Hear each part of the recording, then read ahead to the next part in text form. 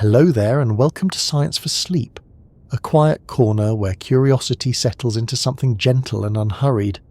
Tonight we're drifting toward a place that feels impossibly far yet connected to us, in a way that's hard to ignore, a place tucked inside a neighbouring galaxy whose light has been reaching toward Earth for more than 2 million years. As you settle wherever you are right now, perhaps sinking a little deeper into a pillow, or letting your shoulders release some of the day's weight, we're going to wander toward Andromeda's centre, where an enormous and surprisingly soft-spoken supermassive black hole rests. A giant that doesn't roar or blaze the way some of its kind do, but lingers quietly in the dark, shaping an entire galaxy without demanding attention. It's enormous, it's ancient, and in its own slow way, it's one of the most influential objects in our cosmic neighbourhood. Before we ease our way deeper into this drifting story, I'd love to know something simple. Where are you listening from tonight? Maybe you're somewhere with city lights just outside your window, or perhaps you're in a place where the sky's dim enough to almost make out Andromeda itself on a clear night. What time is it where you are? Early evening, late night, or some hour drifting between? Whatever the clock says, I'm glad you're here. If you find this quiet journey soothing, or if you enjoy letting your mind soften while science takes the scenic route, it would mean a lot if you liked the video or subscribed. Small gestures like that help this peaceful corner reach others who might enjoy it too. Now take a slow breath, let your thoughts settle, and let's begin this slow drift toward a galaxy next door. Because inside Andromeda, wrapped in lanes of dust and swirls of starlight, there is a gravitational giant waiting for us to explore, one that has pulled countless stars into its orbit for longer than humans have existed.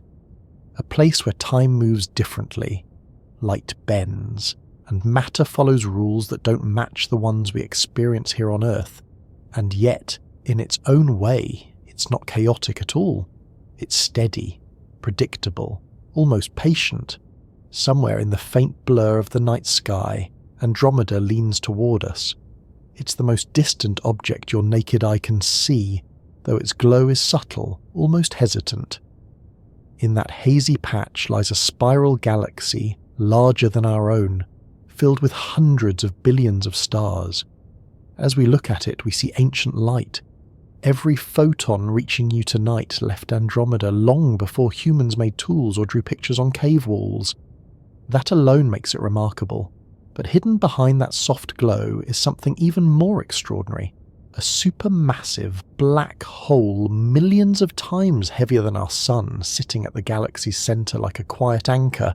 Even though the word monster is often used for dramatic effect in stories like this, the one inside Andromeda doesn't behave like something violent or unruly. It's more like a massive calm weight that influences everything around it without flaunting its power. It doesn't tear the galaxy apart. If anything, it helps hold the centre steady, guiding the movement of stars in a way we can measure but not directly see. There's something almost understated about the way it interacts with its surroundings. Other galaxies have central black holes that blast out radiation so intense that you can see them across the universe. Andromeda's is the opposite. It keeps to itself, quietly sculpting its environment over millions of years. If you were floating somewhere near the centre of Andromeda, you wouldn't notice the black hole at first. Space around it wouldn't look chaotic or ablaze. Things would seem almost normal until you got too close, where gravity becomes intense enough to bend the paths of stars and gas. Everything down there follows predictable arcs, steady orbits, long sweeping curves shaped by the presence of something immensely heavy. From a distance, it behaves less like a monster and more like a massive anchor dropped into the galaxy long ago, affecting everything silently. Astronomers didn't discover this giant because it announced itself. They uncovered its presence by watching the motion of stars around the core. Those movements revealed something invisible but incredibly dense sitting in the galactic centre.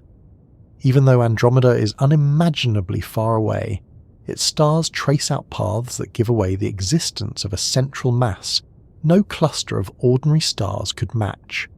Observers use careful measurements of light and movement, gathering evidence patient night after patient night, until the picture became clear.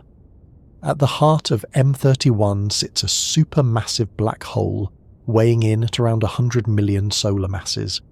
It's interesting to think about how such a massive object can remain so quiet. Many black holes of this size shine brightly because material spirals into them, heating up and producing enormous amounts of radiation. But Andromeda's central black hole doesn't feed often. Most of the time it sits without much material falling inward. That lack of feeding makes it dim compared to other supermassive black holes. Instead of a blazing core, Andromeda glows with a soft, steady brightness produced by the combined light of its stars. Tonight, as we settle into the journey, imagine drifting closer to that core, not falling toward it, just observing from a safe distance, the way astronomers do with their instruments. Light from millions of stars swirls around, forming a dense, glowing region. Some of those stars are old, ancient even by cosmic standards. They drift near the centre in elongated loops, their motion revealing the gravitational pull of something extraordinary.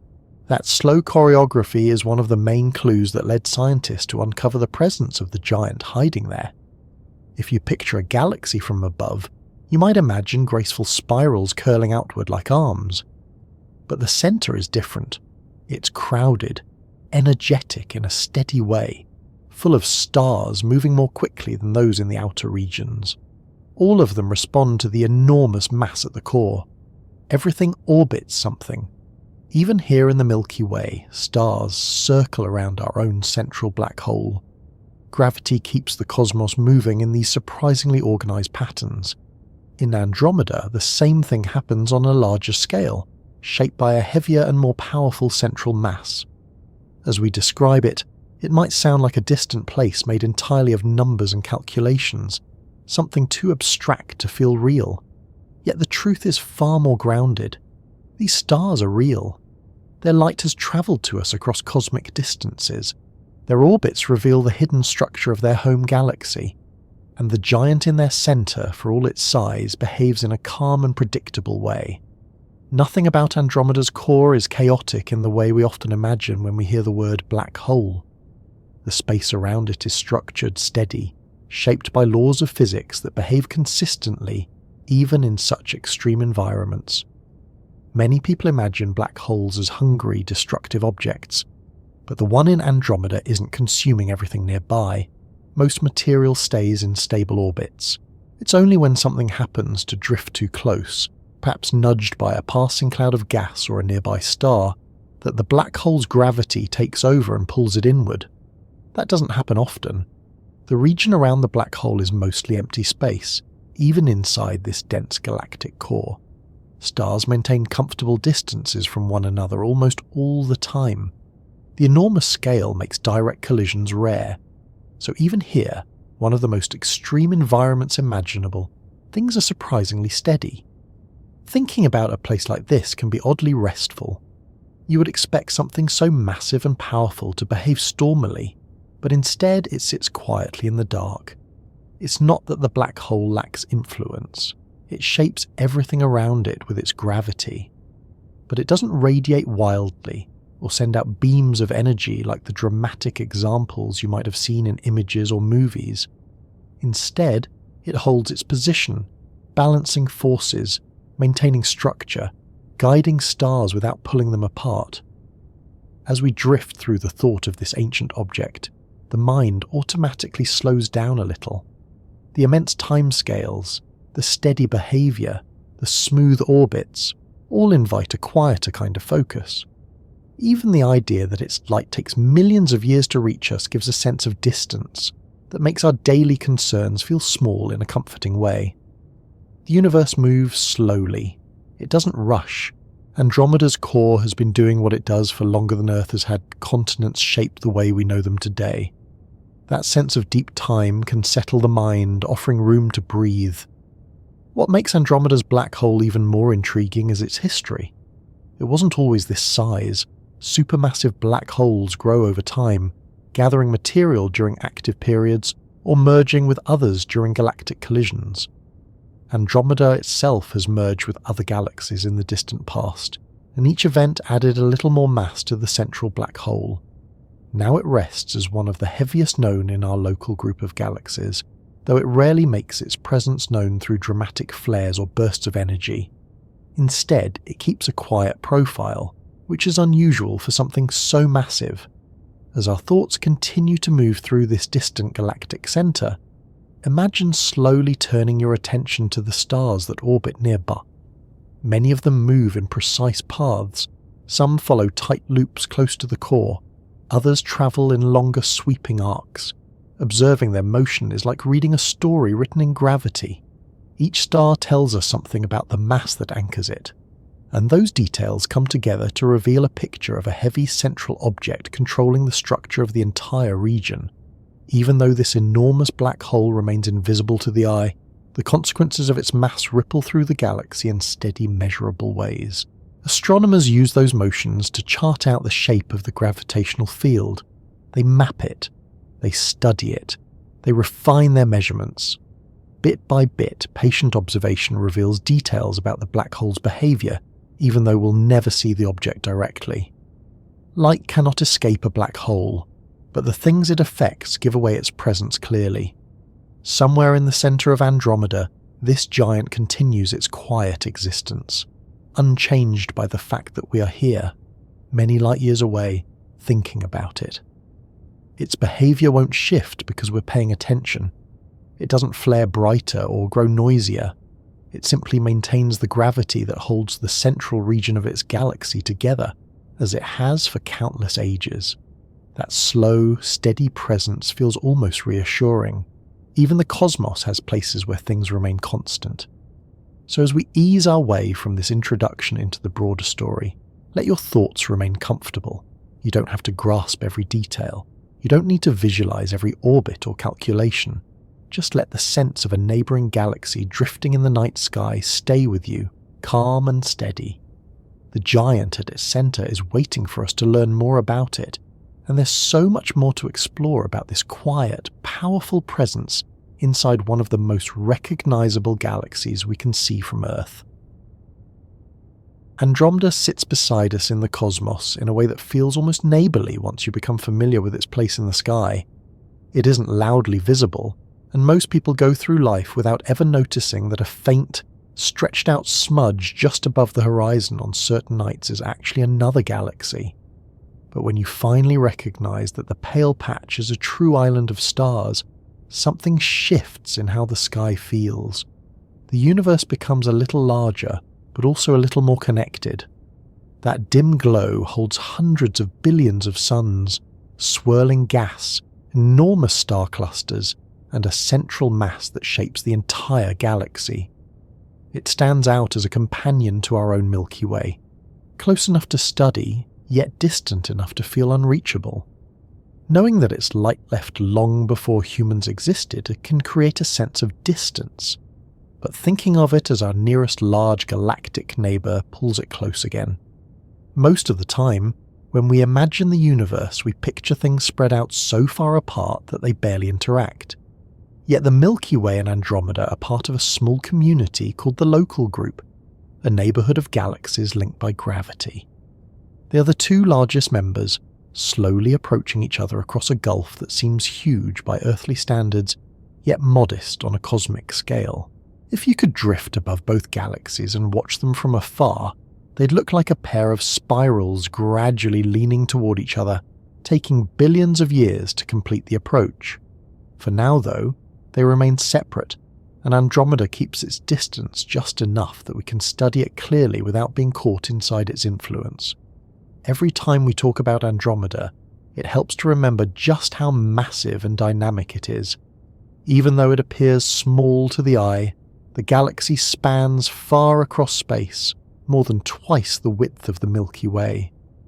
It has bright lanes of stars that spiral outward like gentle arms, each one filled with clusters where new stars are born and old stars drift into the later stages of their lives.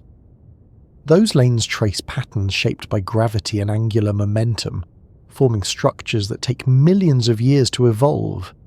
And yet, While it's full of motion and change, the galaxy maintains an overall shape that remains familiar and steady. Inside those sweeping arms, dust clouds gather and new stars begin to shine. These clouds contain the raw material of stellar formation. Over time, gravity pulls pockets of gas together until they collapse under their own weight, igniting nuclear fusion at their centres and creating newborn stars. Many of those young stars shine with a brilliant blue light, not because they're close to us, but because they burn hotter and shorter than older, cooler stars. Their intense glow adds brightness to Andromeda's arms and makes those regions stand out in images taken by telescopes. When astronomers capture those images, what they see isn't simply a snapshot of a galaxy, but a record of billions of lives at different stages, all existing in the same vast system. In the darker spaces between the arms, there are older stars drifting quietly, their lifetimes stretching across billions of years. These stars give Andromeda much of its steady glow, the kind that can reach Earth across intergalactic space. When you see Andromeda with your own eyes, even as a faint blur, most of the light you're seeing is not from dramatic young stars, but from ancient ones that have been shining steadily since long before humans walked on Earth. They are the quiet majority, contributing to the soft brightness that makes Andromeda one of the most distant objects visible without equipment. Studying a galaxy so far away might sound challenging, but astronomers have developed many methods for gaining insight into its structure. They measure light, track motion, and study the way stars are distributed throughout the disk. Every observation helps build a clearer picture of the galaxy. They learn how fast stars are rotating around the centre, how gas clouds move through the spiral arms, and how gravity shapes everything from the smallest clusters to the largest structures.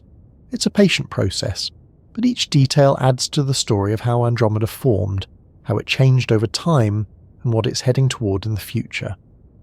One of the most surprising things about Andromeda is just how active it has been throughout its history. It hasn't lived a quiet, isolated life. It has merged with other galaxies, pulled in small companions, and reshaped its structure after those collisions. Galaxies often grow through interactions like this, absorbing nearby systems and adding their stars to their own. Andromeda's halo, a large spherical region surrounding the main disk, contains remnants of these past mergers. Streams of stars curve around the galaxy, the leftover trails of smaller galaxies that were torn apart and incorporated into Andromeda. These stellar streams help astronomers trace the galaxy's formation history, showing where material came from and how it was added. Although it's huge and dynamic, Andromeda isn't chaotic. Its structure has settled into a balanced arrangement shaped by gravity and rotation. The spiral arms maintain their general pattern, the central bulge remains bright and dense, and the outer regions drift in wide arcs around the centre. Nothing moves quickly on human timescales, yet everything is in motion. The galaxy rotates so slowly that a single full turn takes hundreds of millions of years, and by the time one rotation completes, entire species could rise and fall on Earth. Thinking about these timescales can create an unexpected sense of calm. The universe moves at its own pace, unhurried and steady, and galaxies reflect that pace in everything they do. As we continue observing Andromeda, the idea of it being a neighbour becomes even more noticeable. Its distance is large, roughly 2.5 million light-years, but in cosmic terms it's close enough that we can study individual stars within it, using powerful telescopes. That proximity gives us a level of detail we don't often get when looking at other galaxies. We can identify clusters, map out structures, and follow features that would be too faint to examine in more distant systems.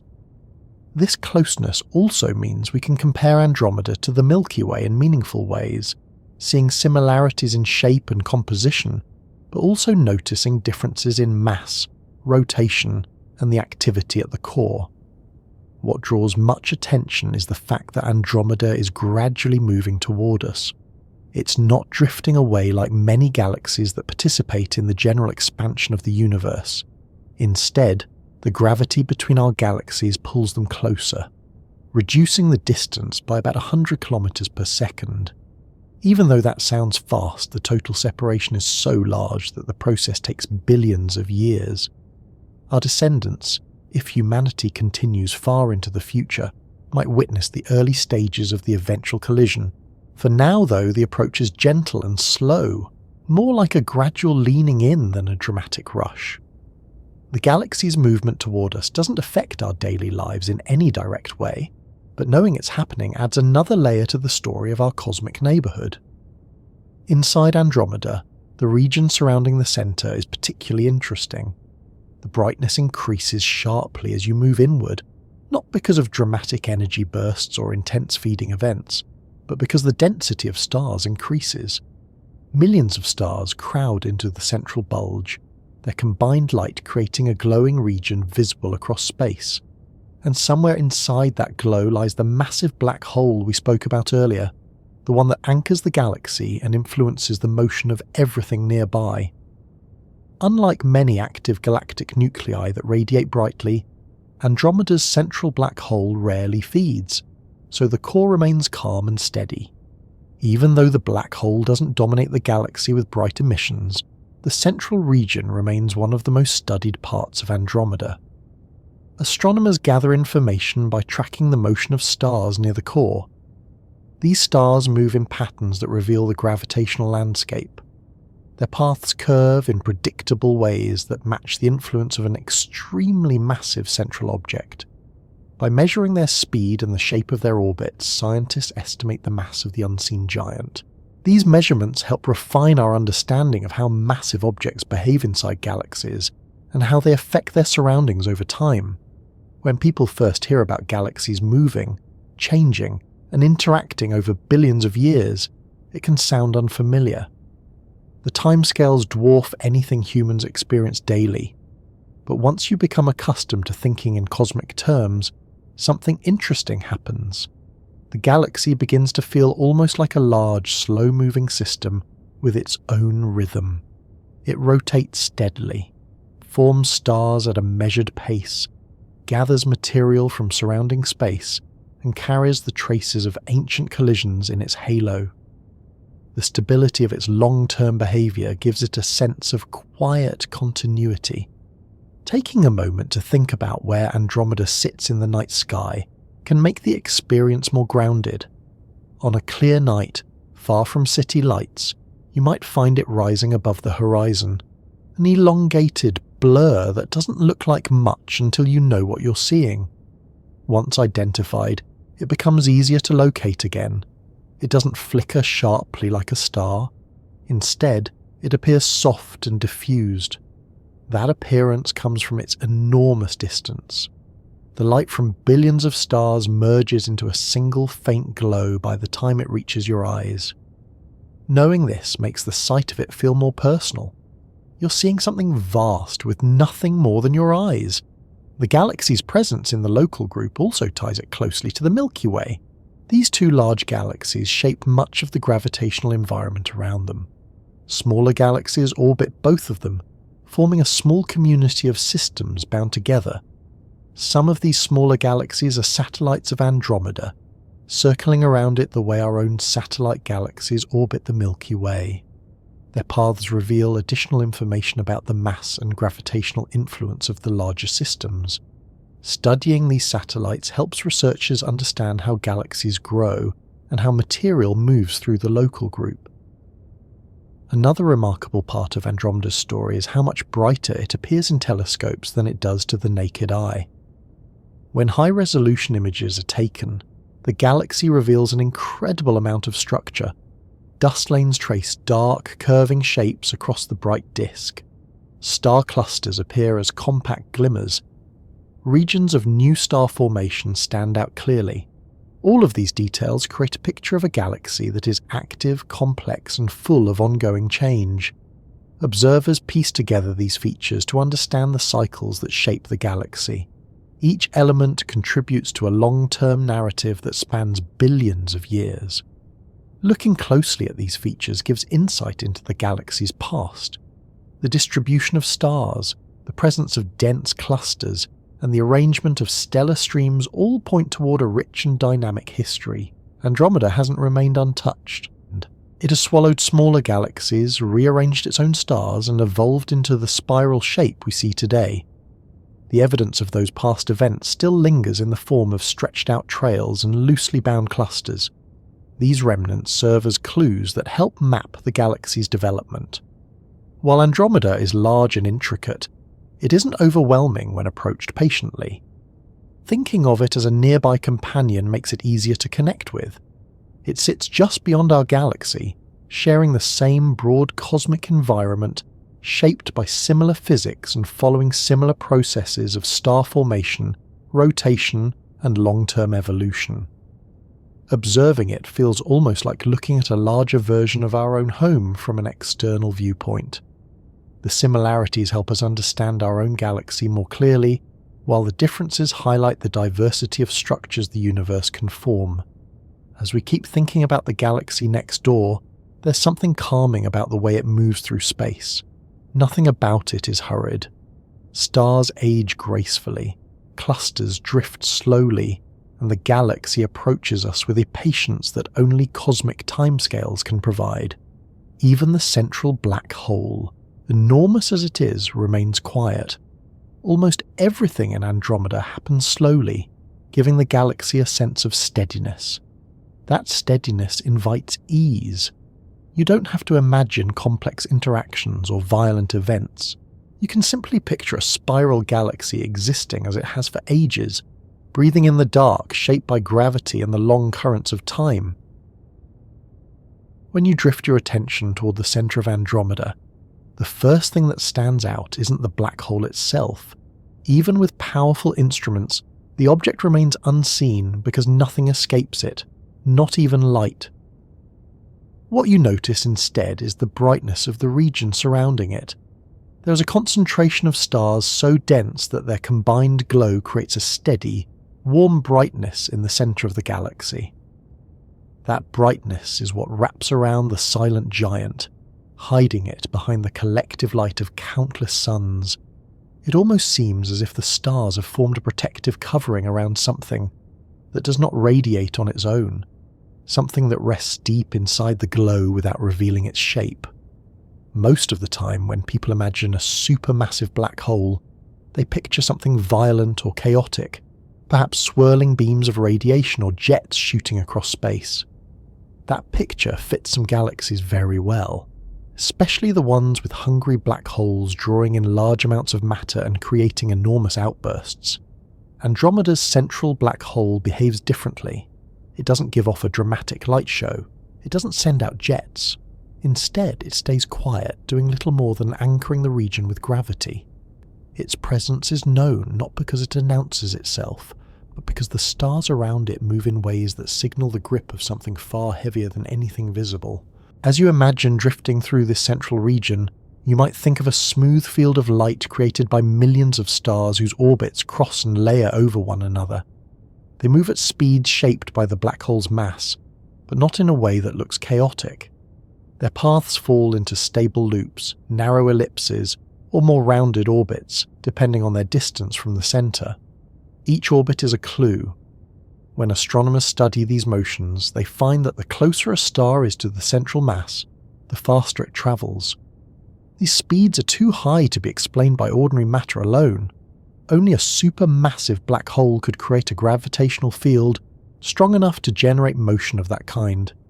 It helps to picture this region in steps. First, there is the glow of old stars forming a dense cluster. These stars are often smaller and cooler than the bright blue ones found in the galaxy's arms. They have aged over billions of years and moved inward gradually, forming a populated region that offers a natural marker of the galaxy's center. Then, inside that glowing cluster, the gravitational pull increases sharply. There is nothing visible there, yet the motions of nearby stars bend inward. Their paths curve in ways only a very massive object could explain. That unseen mass sitting deep inside the glow is Andromeda's black hole. Even though the word silent is often used casually, it truly applies here. There is no noise in space in the way we hear sound on Earth, but there are still forms of activity that can be detected through light, radio signals, or energetic emissions. None of those signs appear strongly around Andromeda's centre. The black hole there barely feeds. Very little gas falls toward it. Very few stars pass close enough to be torn apart. Without those events, the region stays calm. Most of what happens nearby follows predictable patterns, and the black hole's influence remains steady and quiet. One reason Andromeda's black hole is so faint is that it has already cleared out much of the material that once surrounded it. Over billions of years, any gas cloud drifting too close would have been pulled inward, heated, and eventually swallowed. After long periods without new material falling in, the region becomes relatively empty. Stars still orbit there, but the black hole doesn't gain much mass through regular feeding. That lack of activity lowers its brightness in nearly every detectable wavelength. In many ways, its silence tells astronomers more about its environment than an outburst would. Even though the core looks peaceful, the forces at play are immense. If you could observe the space just outside the event horizon, you would see matter moving at extraordinary speeds. But the region around it is so empty that little is visible. There are no large swirling disks or bright streams of gas. If matter did fall inward, there would be a brief increase in brightness as it heated. But those events occur rarely. For the most part, the black hole continues its quiet existence, influencing the galaxy on timescales measured in millions of years. Watching how Andromeda's stars behave near the centre has given astronomers a great deal of insight into the relationship between galaxies and black holes. Measurements show a strong connection between the mass of the central black hole and the properties of the galaxy's bulge. Larger bulges tend to host larger black holes. This relationship appears in many galaxies across the universe, suggesting that the growth of a galaxy and the growth of its central black hole may be linked. Andromeda fits that pattern well. Its bulge is large, bright and dense, and at its core sits a massive black hole that matches this size. Another interesting element of this region is the double nucleus. When astronomers look closely at Andromeda's centre, they see not one bright peak, but two. The brighter of the two is slightly offset from the actual black hole. This unusual structure results from a cluster of stars orbiting in such a way that they appear to form 2 points of brightness when viewed from Earth. The stars closer to the black hole move faster, creating a compact region. The more distant group appears as a second bright spot. Even though this structure seems complex, it follows stable orbital paths shaped by gravity. Thinking about these arrangements makes the central region feel less like a chaotic environment and more like a crowded but organized system. Each star moves according to the black hole's influence, the mass of the surrounding cluster, and its own momentum. These combined effects create a balance that holds the region together. Nothing rushes, nothing leaps unpredictably. Everything follows steady paths, sometimes taking thousands of years for a single orbit, sometimes taking millions. In a sense, the stars near the centre form a kind of curtain around the black hole. Their combined light blocks any direct view of what lies inside, but their motions expose the mass hidden there. This curtain is not a physical barrier. It is simply the effect of so many stars crowded together. Their brightness gives the centre its glow. If the black hole surrounded itself with a dramatic disk of glowing gas, that disk might outshine the stars, but because it is quiet, the starlight dominates. Even though the black hole is enormous, its size in space is surprisingly small compared to the region it influences. The event horizon of 100 million solar mass black holes spans only a fraction of a light year. Meanwhile, the central cluster extends across many light years. The black hole occupies only a tiny part of that space, yet everything within thousands of light years responds to its presence. The idea that such a concentrated object can control such a wide region shows how gravity behaves on large scales. The stars near the centre often follow unusual paths. Some move in tight, elongated loops. Others travel in long, stretched-out orbits that bring them close to the core and then far into the surrounding cluster. These motions help astronomers determine not only the black hole's mass, but the distribution of stars in the central bulge. By watching how light shifts as stars move, they can estimate speed, direction, and distance. Taken together, these details reveal a system shaped by long-term gravitational interactions. Even though the black hole itself sits quietly, it has almost certainly seen active periods in the distant past. There would have been times when gas clouds spiraled inward, creating bright emissions. There may have been the epochs when the black hole fed more regularly, generating radiation that would have outshone the entire galaxy. Those periods have ended for now, but traces might still exist in the form of heated gas or subtle structural changes in the central region. The calm appearance today is only one phase in a long history. Thinking about how such a massive object grows can be grounding. Supermassive black holes don't appear at their enormous sizes immediately. They start smaller, often forming from the collapse of early massive stars or dense clusters. Over time they gain material, merge with other black holes and gradually expand. Andromeda's central black hole reached its current mass through countless interactions across billions of years. Each event added a small amount of growth, eventually building the giant we infer today. The starlight surrounding this black hole represents the long life of the galaxy itself. These stars have formed, aged, and drifted inward over enormous spans of time. As they moved, they contributed to the central glow, creating the bright region we observe. Some stars have been near the centre since the early days of the galaxy. Others arrived more recently. Their combined presence gives Andromeda its structure and hides the black hole within a stable and consistent environment. When astronomers observe this region, they gather information not just about the black hole, but about galaxy formation in general. The distribution of stars, the shape of the bulge, the double nucleus, and the orbital patterns all provide clues. Andromeda offers a chance to study these features at a distance that is close enough for meaningful detail, yet far enough for the entire structure to be viewed at once. Few galaxies give such a clear opportunity.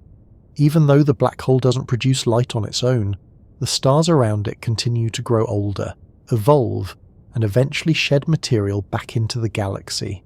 Some of that material might drift inward, but most will remain in the central bulge, slowly getting redistributed by gravitational interactions. The entire region functions like a complex but stable system. Nothing about it happens rapidly. Each change unfolds slowly over timescales that are difficult to compare to human lifespans. Spending time imagining this silent giant helps create a sense of scale. It reminds us how large the universe is, how long cosmic processes take, and how steady many of these systems remain across unimaginable spans of time. The black hole is powerful enough to bend space itself, yet it sits quietly, wrapped in the collective glow of millions of stars. Nothing about it seeks attention, nothing radiates loudly. It simply exists, influencing the galaxy with gravity alone. When people talk about galaxies, they often think first about the wide spiral arms or the soft glow that stretches across the sky. Those features are noticeable, and they define what we see when we look from far away. But every large spiral galaxy has something deeper at its core, something that doesn't shine or spin with visible light, yet holds the entire system together with unyielding force. In Andromeda's case, that anchor is the supermassive black hole resting quietly in the centre, shaping the galaxy's motion through gravity alone. If you could remove that central mass, the structure of the galaxy would not collapse instantly, but over long stretches of time, the careful balance that holds the spiral together would gradually shift. That central object isn't the only component that defines the galaxy's structure, but it plays a crucial role in keeping the inner region stable and the orbits of stars consistent.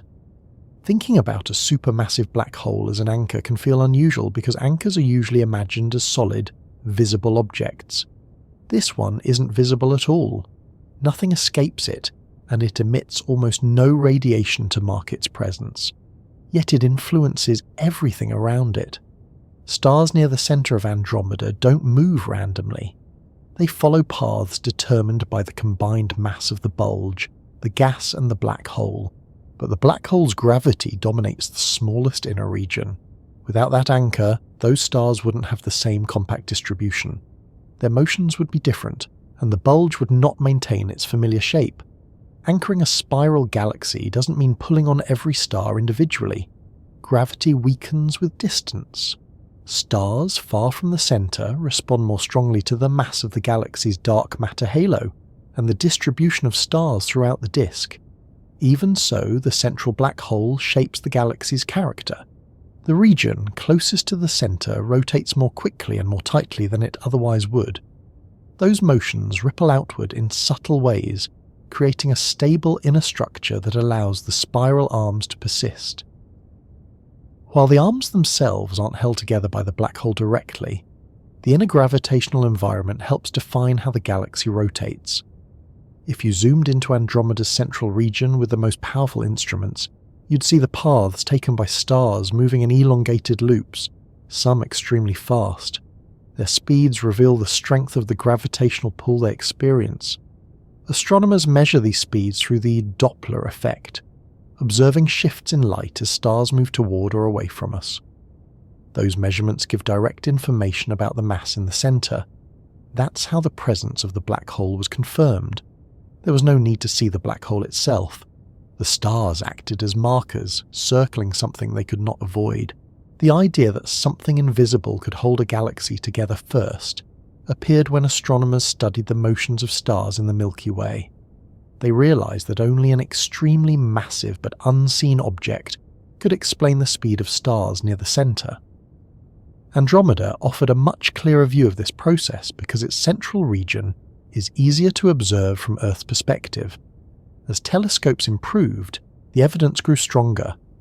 Every new measurement confirmed that the central object in Andromeda is enormous, concentrated, and dense enough to qualify as a supermassive black hole. Even though the black hole does not shine, the stars around it create a brilliant display of motion and light. Their presence forms a kind of map of the gravitational field, showing where space bends most sharply.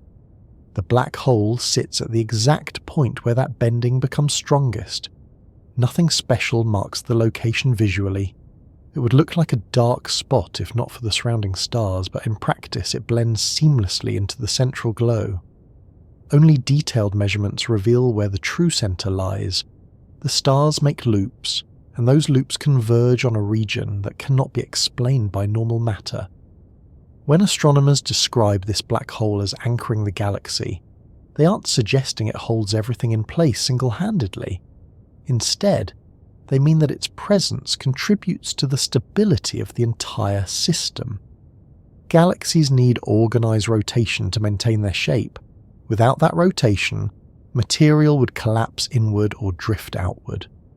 The inner region plays a key role in setting the rotation curve, the pattern that describes how fast stars move at different distances from the center.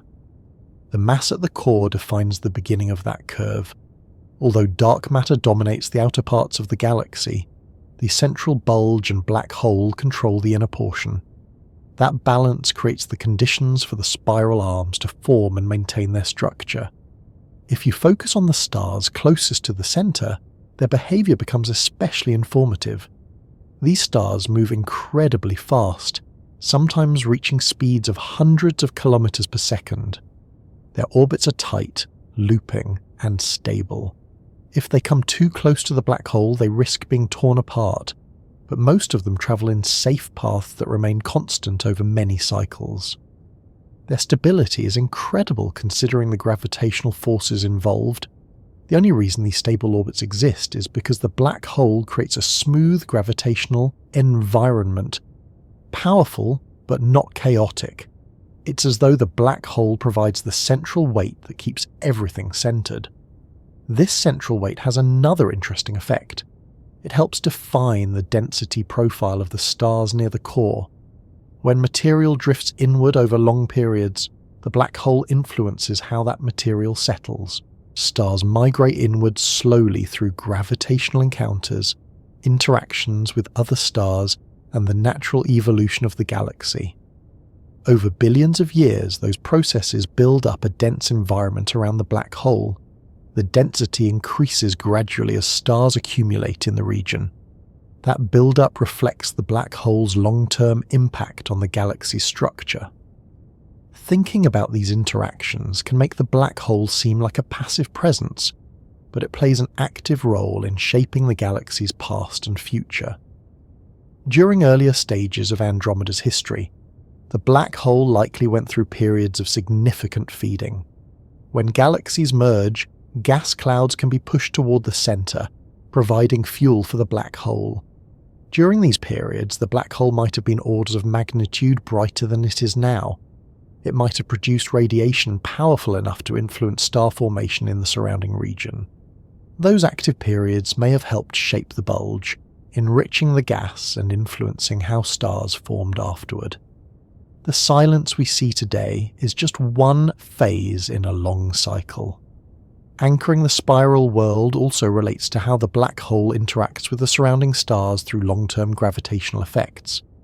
Every time two stars pass near each other, they exchange a small amount of energy. Over billions of years, these small exchanges add up. Stars gradually spread outward or drift inward depending on their encounters. The presence of the black hole creates a center that stabilizes these interactions.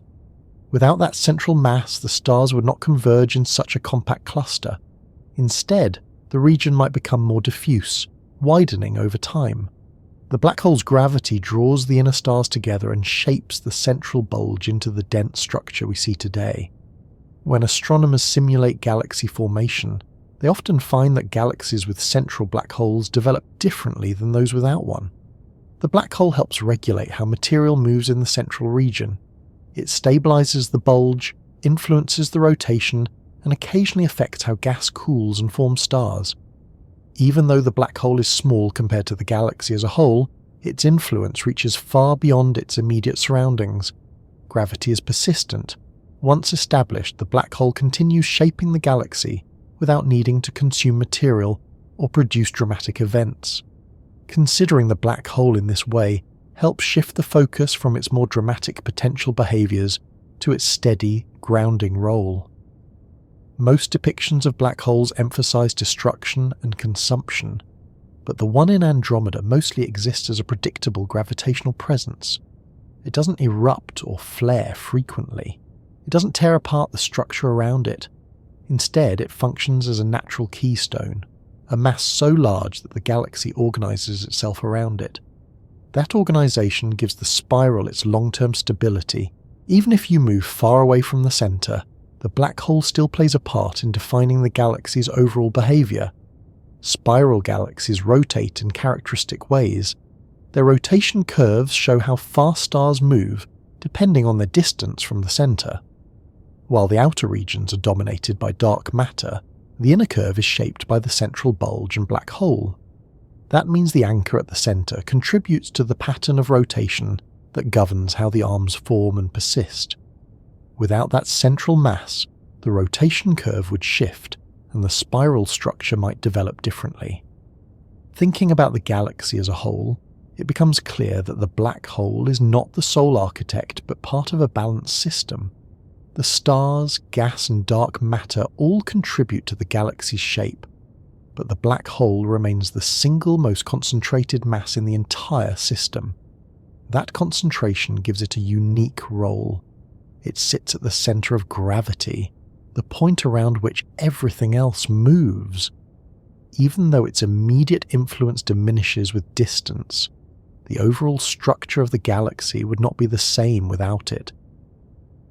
Astronomers continue to study Andromeda's center to understand these relationships better.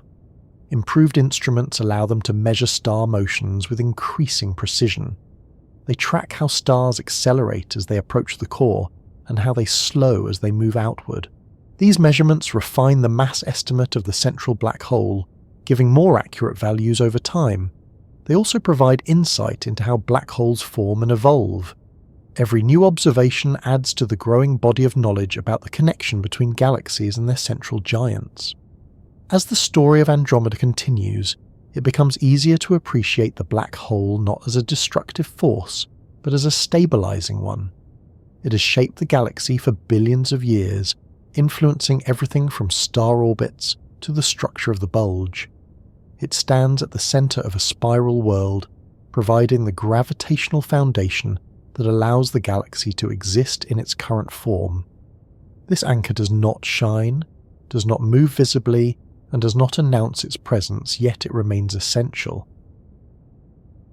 Long before anyone could imagine the scale of a supermassive black hole, astronomers studying Andromeda noticed something unusual in its center. They didn't see anything dramatic. There was no glowing disk, no outburst, no jet of light.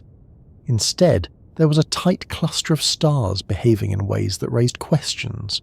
Their motions didn't match what observers expected, and the speeds at which they drifted around the core didn't fit with the mass that seemed to be present. Something unseen was shaping their paths. It wasn't obvious at first. The hint arrived through small details, the kind that can be overlooked unless someone is paying attention to patterns that don't quite line up. In the early days of studying galaxies, astronomers mostly focused on visible light. They looked at the brightness of stars, the shapes of galaxies, and the structures that could be photographed with the telescopes of the time. Andromeda's core seemed bright but not extraordinary. It looked like a dense but normal bulge of older stars. Observers knew it was crowded, and they could tell the stars near the center were moving, but the details of those motions weren't clear yet. The technology didn't exist to measure individual stellar speeds with the precision needed to identify the presence of a supermassive object. As telescopes improved, researchers gained the ability to measure light more precisely. That meant they could observe tiny shifts in the wavelengths produced by stars moving toward or away from Earth. These shifts, called Doppler shifts, offered a way to estimate stellar speeds. When astronomers applied these methods to Andromeda, they found something surprising. The stars near the center were traveling at velocities far higher than expected. Those speeds couldn't be explained by the visible mass alone. Something else had to be there. At first, some astronomers suspected there might be an unusually dense cluster of stars hidden behind the brighter ones. That explanation seemed reasonable. After all, galaxies contain many types of stellar populations, and some clusters can be extremely dense. But when they calculated how much mass would be needed to produce the observed speeds, the numbers didn't fit. Even the densest cluster imaginable couldn't account for the gravitational pull necessary to keep those stars in stable orbits. Another possibility was a concentration of dark matter. Researchers knew dark matter influenced the motion of stars on large scales. Perhaps a concentrated core of dark matter lay at the center, but dark matter doesn't behave like normal matter. It usually spreads out over large regions rather than forming compact clumps. Observations of other galaxies suggested that dark matter halos do not gather densely enough in their centers to explain these motions. The idea didn't hold. The only remaining explanation was an object so massive and compact that nothing else in physics could describe it. One of the earliest key pieces of evidence came from studies of the central light profile of Andromeda. Astronomers used detailed imaging to map the brightness of the core. When they plotted the brightness against distance from the center, they found a sharp rise near the very middle.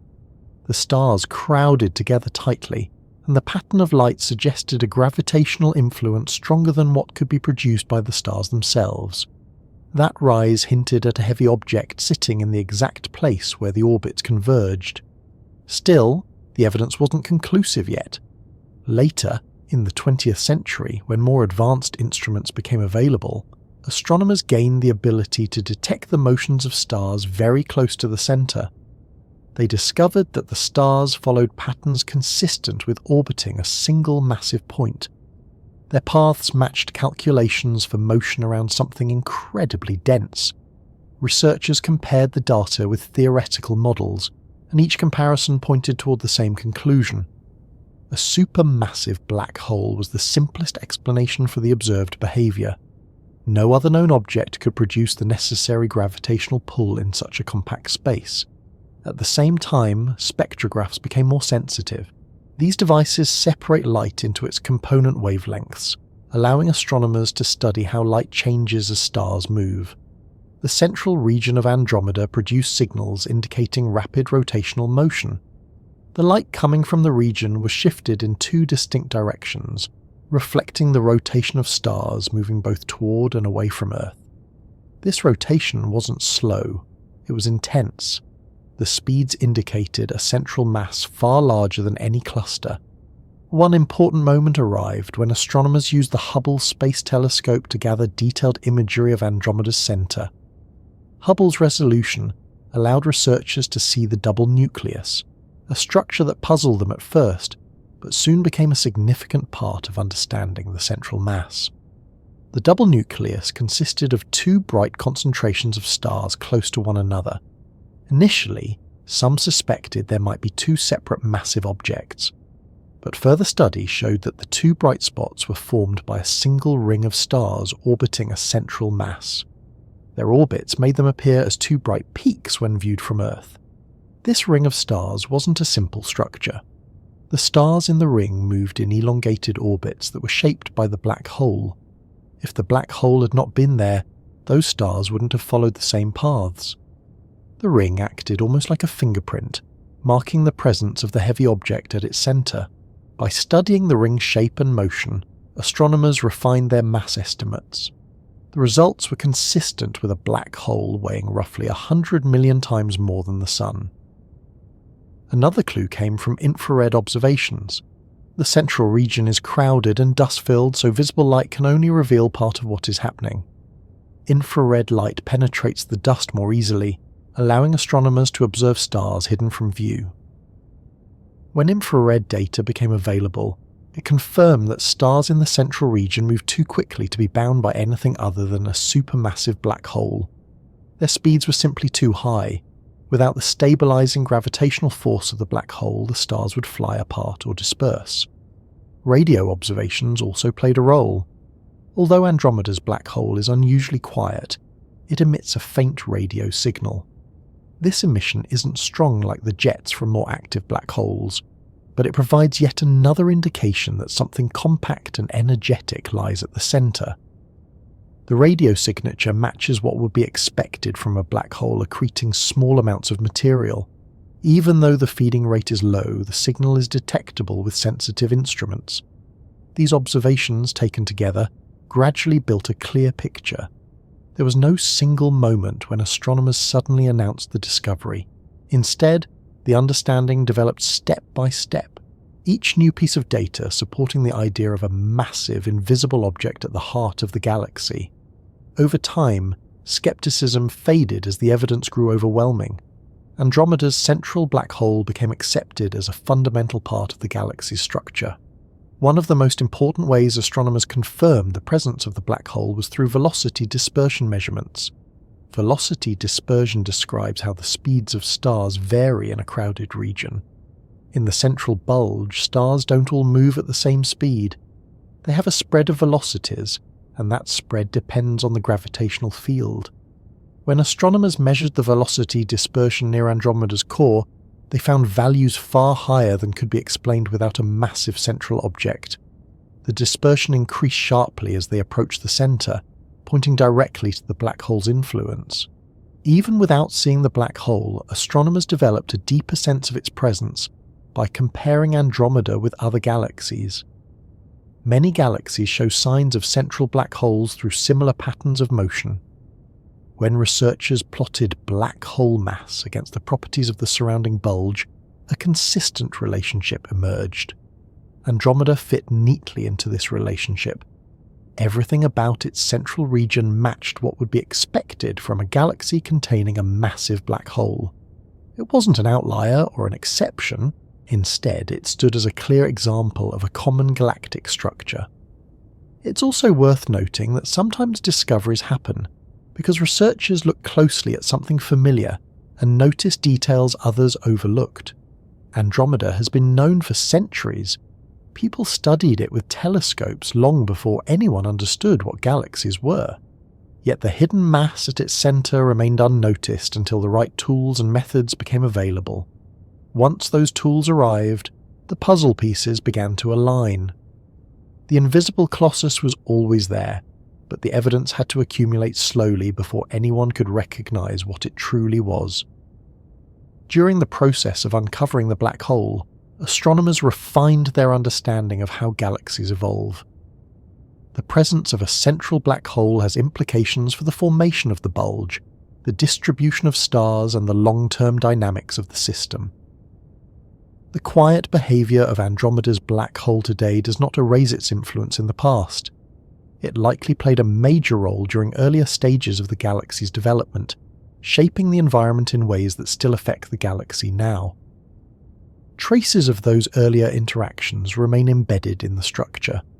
As the evidence for the black hole grew stronger, astronomers began comparing different models to better understand how the central mass interacts with the rest of the galaxy. These models simulate the gravitational field, stellar motions, and long-term evolution of the region. When the models include a supermassive black hole at the centre, they reproduce the observed behaviour. When the black hole is removed from the model, the match disappears.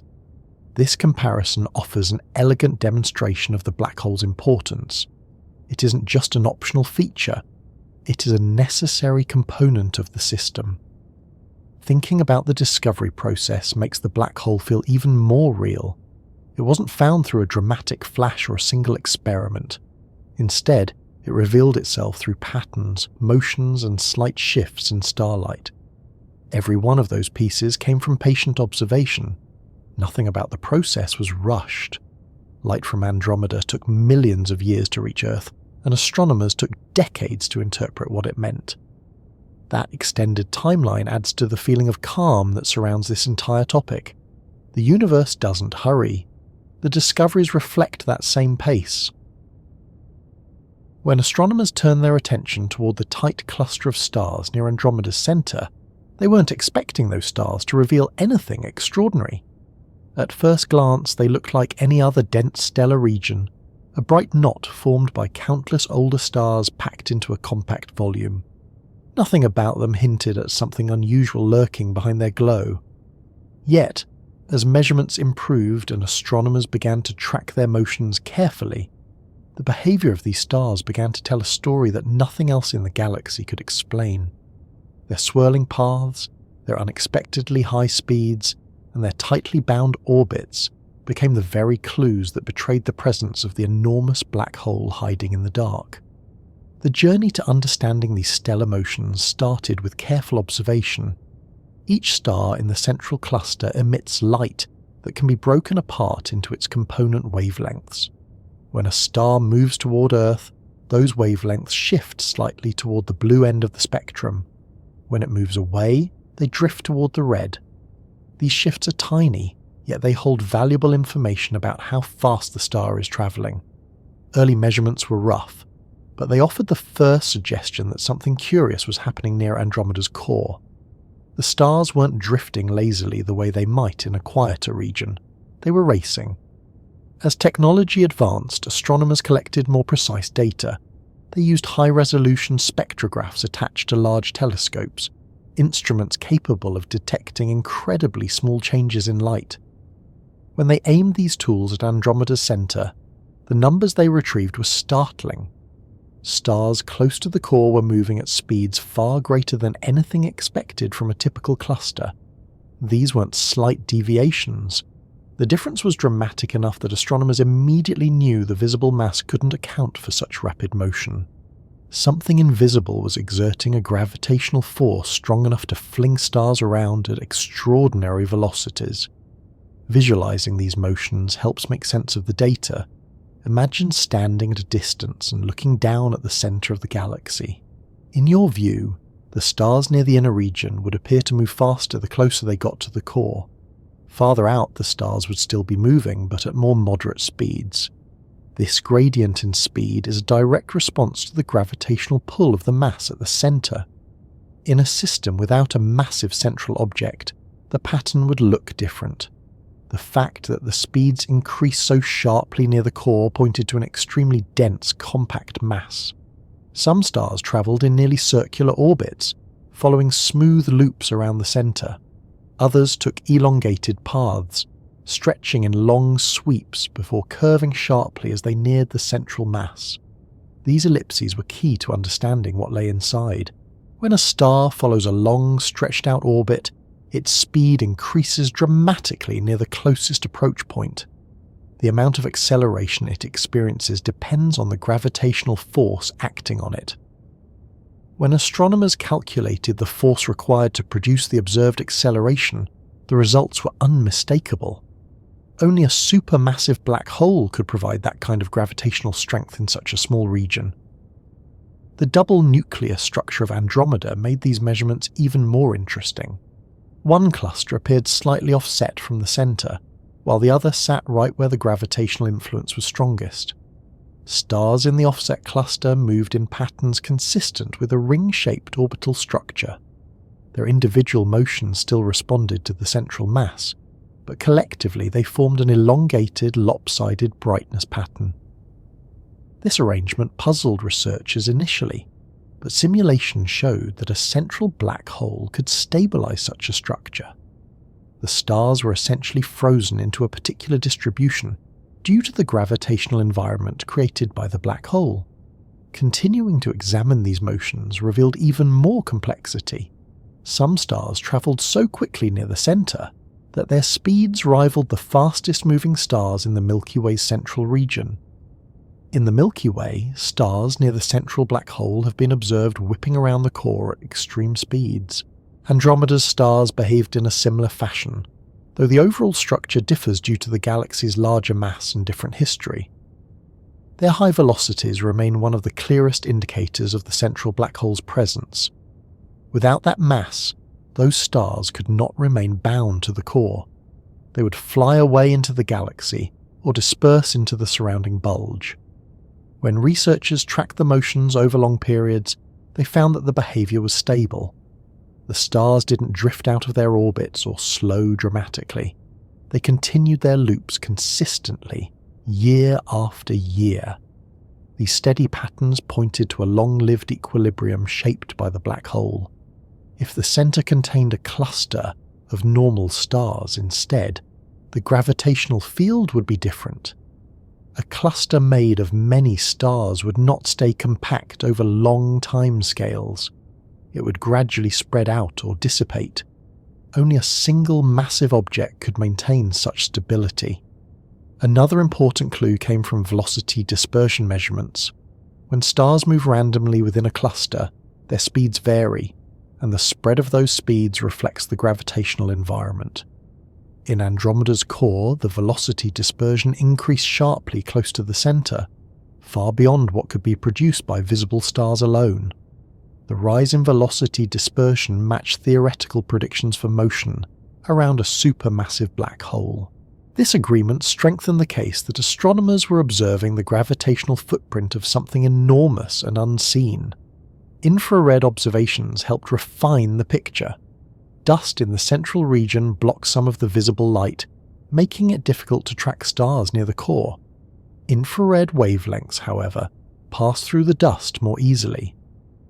When astronomers used infrared telescopes to observe Andromeda's centre, they detected stars even closer to the core, stars previously hidden in visible light. These stars exhibited the same high-speed motions, further confirming the presence of the black hole. Radio data added yet another piece. While Andromeda's black hole is mostly inactive, it produces faint radio emissions. These emissions come from small amounts of material falling toward the event horizon. The radio signal is weak because the feeding rate is low, but it still demonstrates that a compact energetic object exists at the centre. Alone, the signal wouldn't be enough to identify a black hole, but combined with the stellar motions, it fits perfectly into the overall picture. If you were to imagine floating near the core and looking at the stars swirling around the black hole, the scene would be deceptively calm from a distance.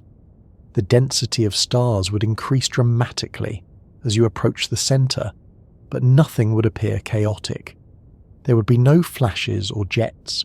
Instead, you would see a region filled with steady motion. The stars would trace graceful paths, each following a route shaped by gravity. Their swirling pattern would look organized, almost orderly, despite the incredible forces involved. Yet, if you could observe these stars up close, their speeds would be astonishing. Some would move hundreds of kilometers per second faster when near the closest part of their orbit. Their paths would stretch in long curves before swinging sharply inward. They would not collide with each other, even in such a crowded environment, because the distances between stars remain large on their scale. That balance of intense motion and wide spacing allows the region to maintain order.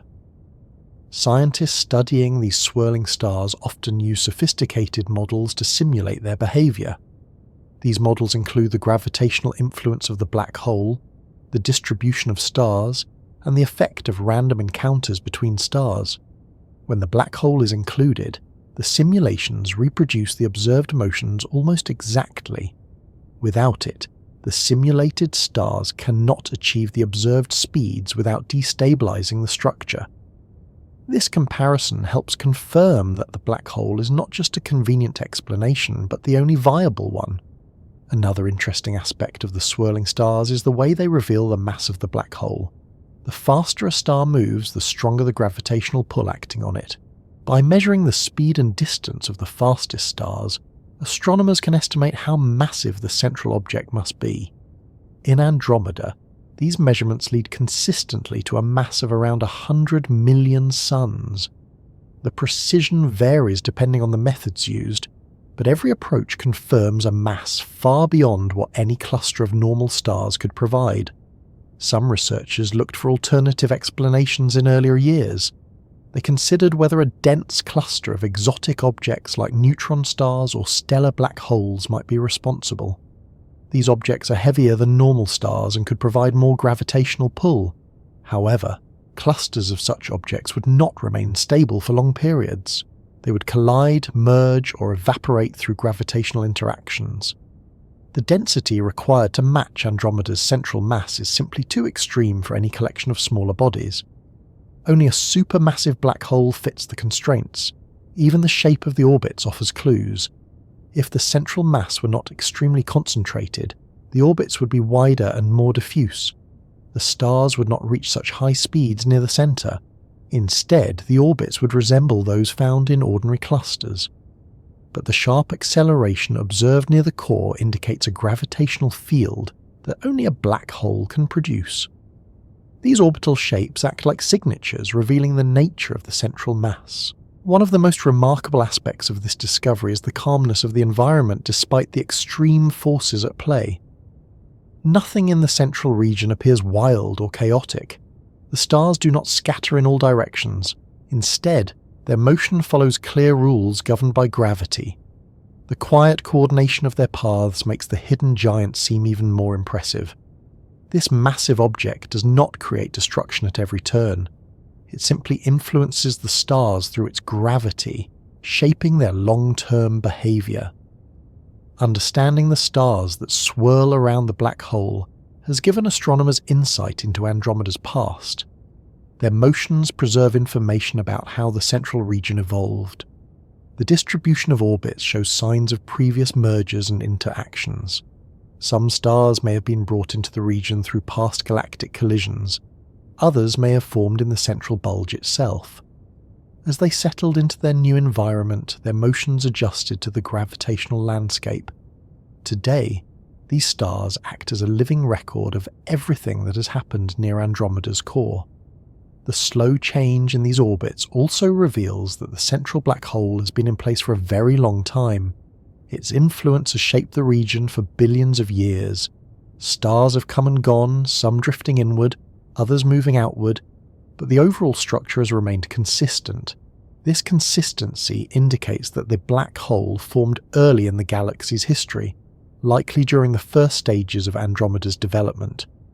Studying these swirling stars doesn't just help us understand Andromeda, it also influences how astronomers interpret the centres of other galaxies. Andromeda provides a relatively close example of a galaxy with a massive central black hole. With this knowledge, researchers can look at other galaxies and recognize similar patterns. The behavior of stars near their centers can reveal hidden masses elsewhere, even when direct observation is impossible. Getting a clear look into the center of a distant galaxy might sound like an impossible task, especially when that galaxy lies more than 2 million light-years away. Yet astronomers have found ways to peer through the crowded glow, the dust, and the distance to study the details hidden inside Andromeda's core. The process didn't happen all at once.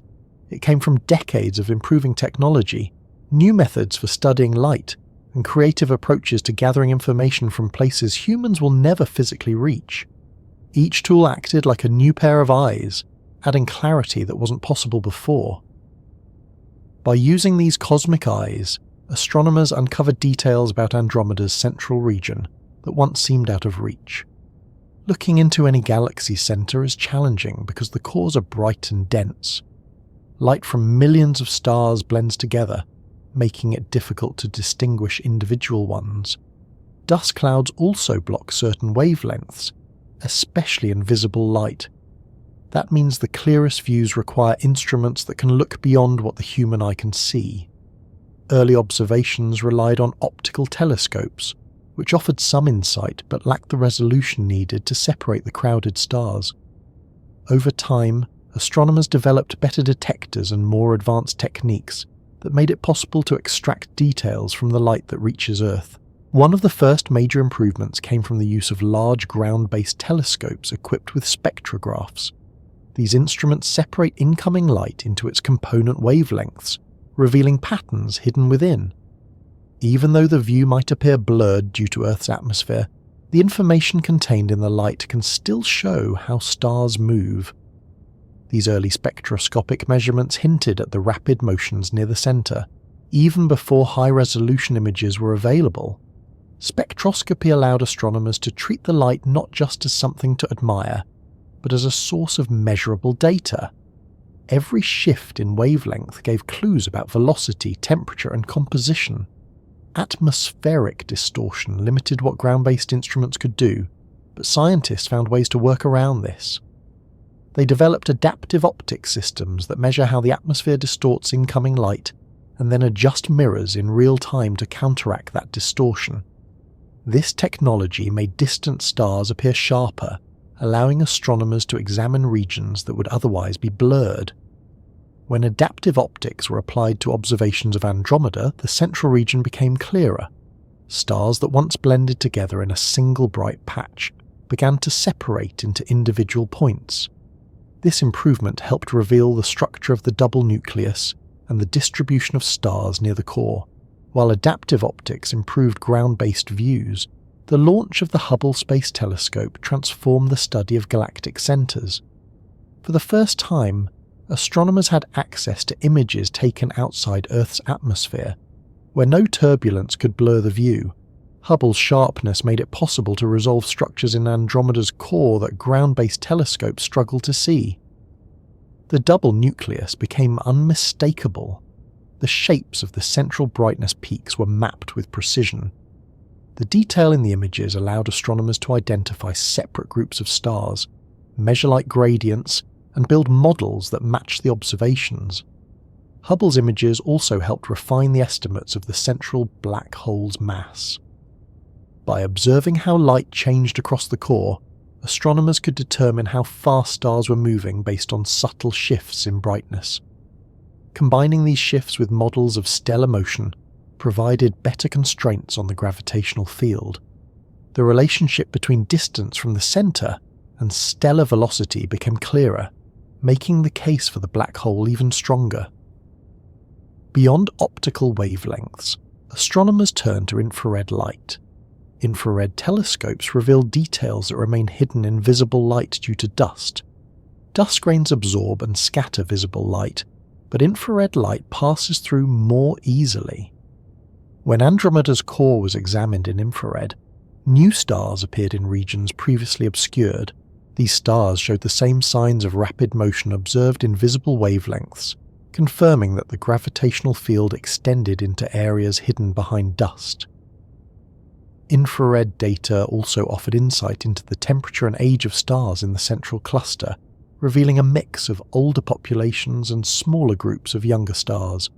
Space-based infrared observatories added even more clarity. Instruments like the Spitzer Space Telescope provided infrared images of Andromeda that complemented the detailed optical data from Hubble. While Spitzer didn't have the same spatial resolution, it revealed the distribution of dust and cool stars in the galaxy. Understanding where dust collects helped astronomers interpret the visible and infrared data more accurately. Some parts of the core that looked unusually dim in optical images turned out to be obscured by dust rather than truly faint. When the dust maps were combined with star maps, researchers gained a clearer picture of how the central region is arranged. Radio observations contributed another perspective. Even though Andromeda's black hole is quiet, it emits faint radio signals from the small amount of material that occasionally falls inward. Instruments like the Very Large Array detected these faint emissions. The signals were subtle, but they indicated a compact source. Radio waves are unaffected by dust, allowing astronomers to pinpoint the location of the black hole more precisely than invisible light. By measuring the size and shape of the radio source, scientists could confirm that it matched expectations for a supermassive black hole with a very low accretion rate. As radio telescopes improved, interferometry techniques allowed multiple telescopes to be combined into a single, larger instrument. This method creates extremely high-resolution observations by linking telescopes across large distances. When interferometry was applied to Andromeda, the radio source near the core became even more defined. The data showed a structure consistent with a quiet black hole, rather than a cluster or another type of compact object. Although the black hole itself could not be imaged directly, the radio source marked its position with enough accuracy to match the stellar motion data. X-ray observations added yet another layer. Even dormant black holes occasionally produce small amounts of X-ray radiation when hot gas drifts inward. Andromeda's core has faint X-ray emissions that originate near the black hole. These emissions are not strong, but they reinforce the idea that the central object is compact and gravitationally intense. The X-ray data also reveal the presence of hot gas in the surrounding region. Knowing how much hot gas is present helps astronomers estimate how much material could potentially fall toward the black hole, offering clues about why it remains quiet today. Combining observations across different wavelengths turned out to be one of the most important strategies. Each wavelength reveals a different part of the picture. Optical light shows older stars and their distribution. Infrared light exposes stars hidden behind dust. Radio waves mark the location of the compact central object. X-rays show hot gas and occasional outbursts. When all of these pieces are brought together, the view becomes far clearer than any single method could provide. The galaxy's core is no longer just a bright blur. Instead, it becomes a detailed environment filled with measurable structures and well-defined motions. Computer modelling continued to advance as observational data improved. Astronomers didn't rely solely on images or spectra. They built simulations that used all the available data as input. These simulations recreated the gravitational environment of Andromeda's core, showing how stars moved under different assumptions. When they included a supermassive black hole of the estimated mass, the simulations reproduced the observed velocity curves, orbital shapes, and brightness distributions. When they removed the black hole, the models fell apart. The stars didn't move fast enough or follow the expected orbits. The consistency between simulation and observation offered compelling confirmation. As computational techniques became more robust, astronomers applied them to the double nucleus structure, attempting to understand how such an arrangement could remain stable for long periods. The models showed that a ring or disk of stars orbiting around a massive central object could produce the appearance of two brightness peaks when viewed from Earth. Small variations in the orbits could create the offset appearance. Without the black hole, the ring would not hold its shape. The orbits would drift and merge into a single cluster. The stability of the double nucleus depended on the massive anchor at the centre. Alongside these advances, astronomers refined measurements of the galaxy's bulge. The bulge is a large rounded structure surrounding the core filled with older stars. Understanding the bulge helps determine how much of the gravitational influence comes from stars and how much comes from the black hole. By mapping the density of the bulge and comparing it to the observed motions, researchers could separate the contribution of the black hole from the contribution of the surrounding stars. The bulge adds significant mass, but it cannot explain the sharp increase in stellar velocities near the centre.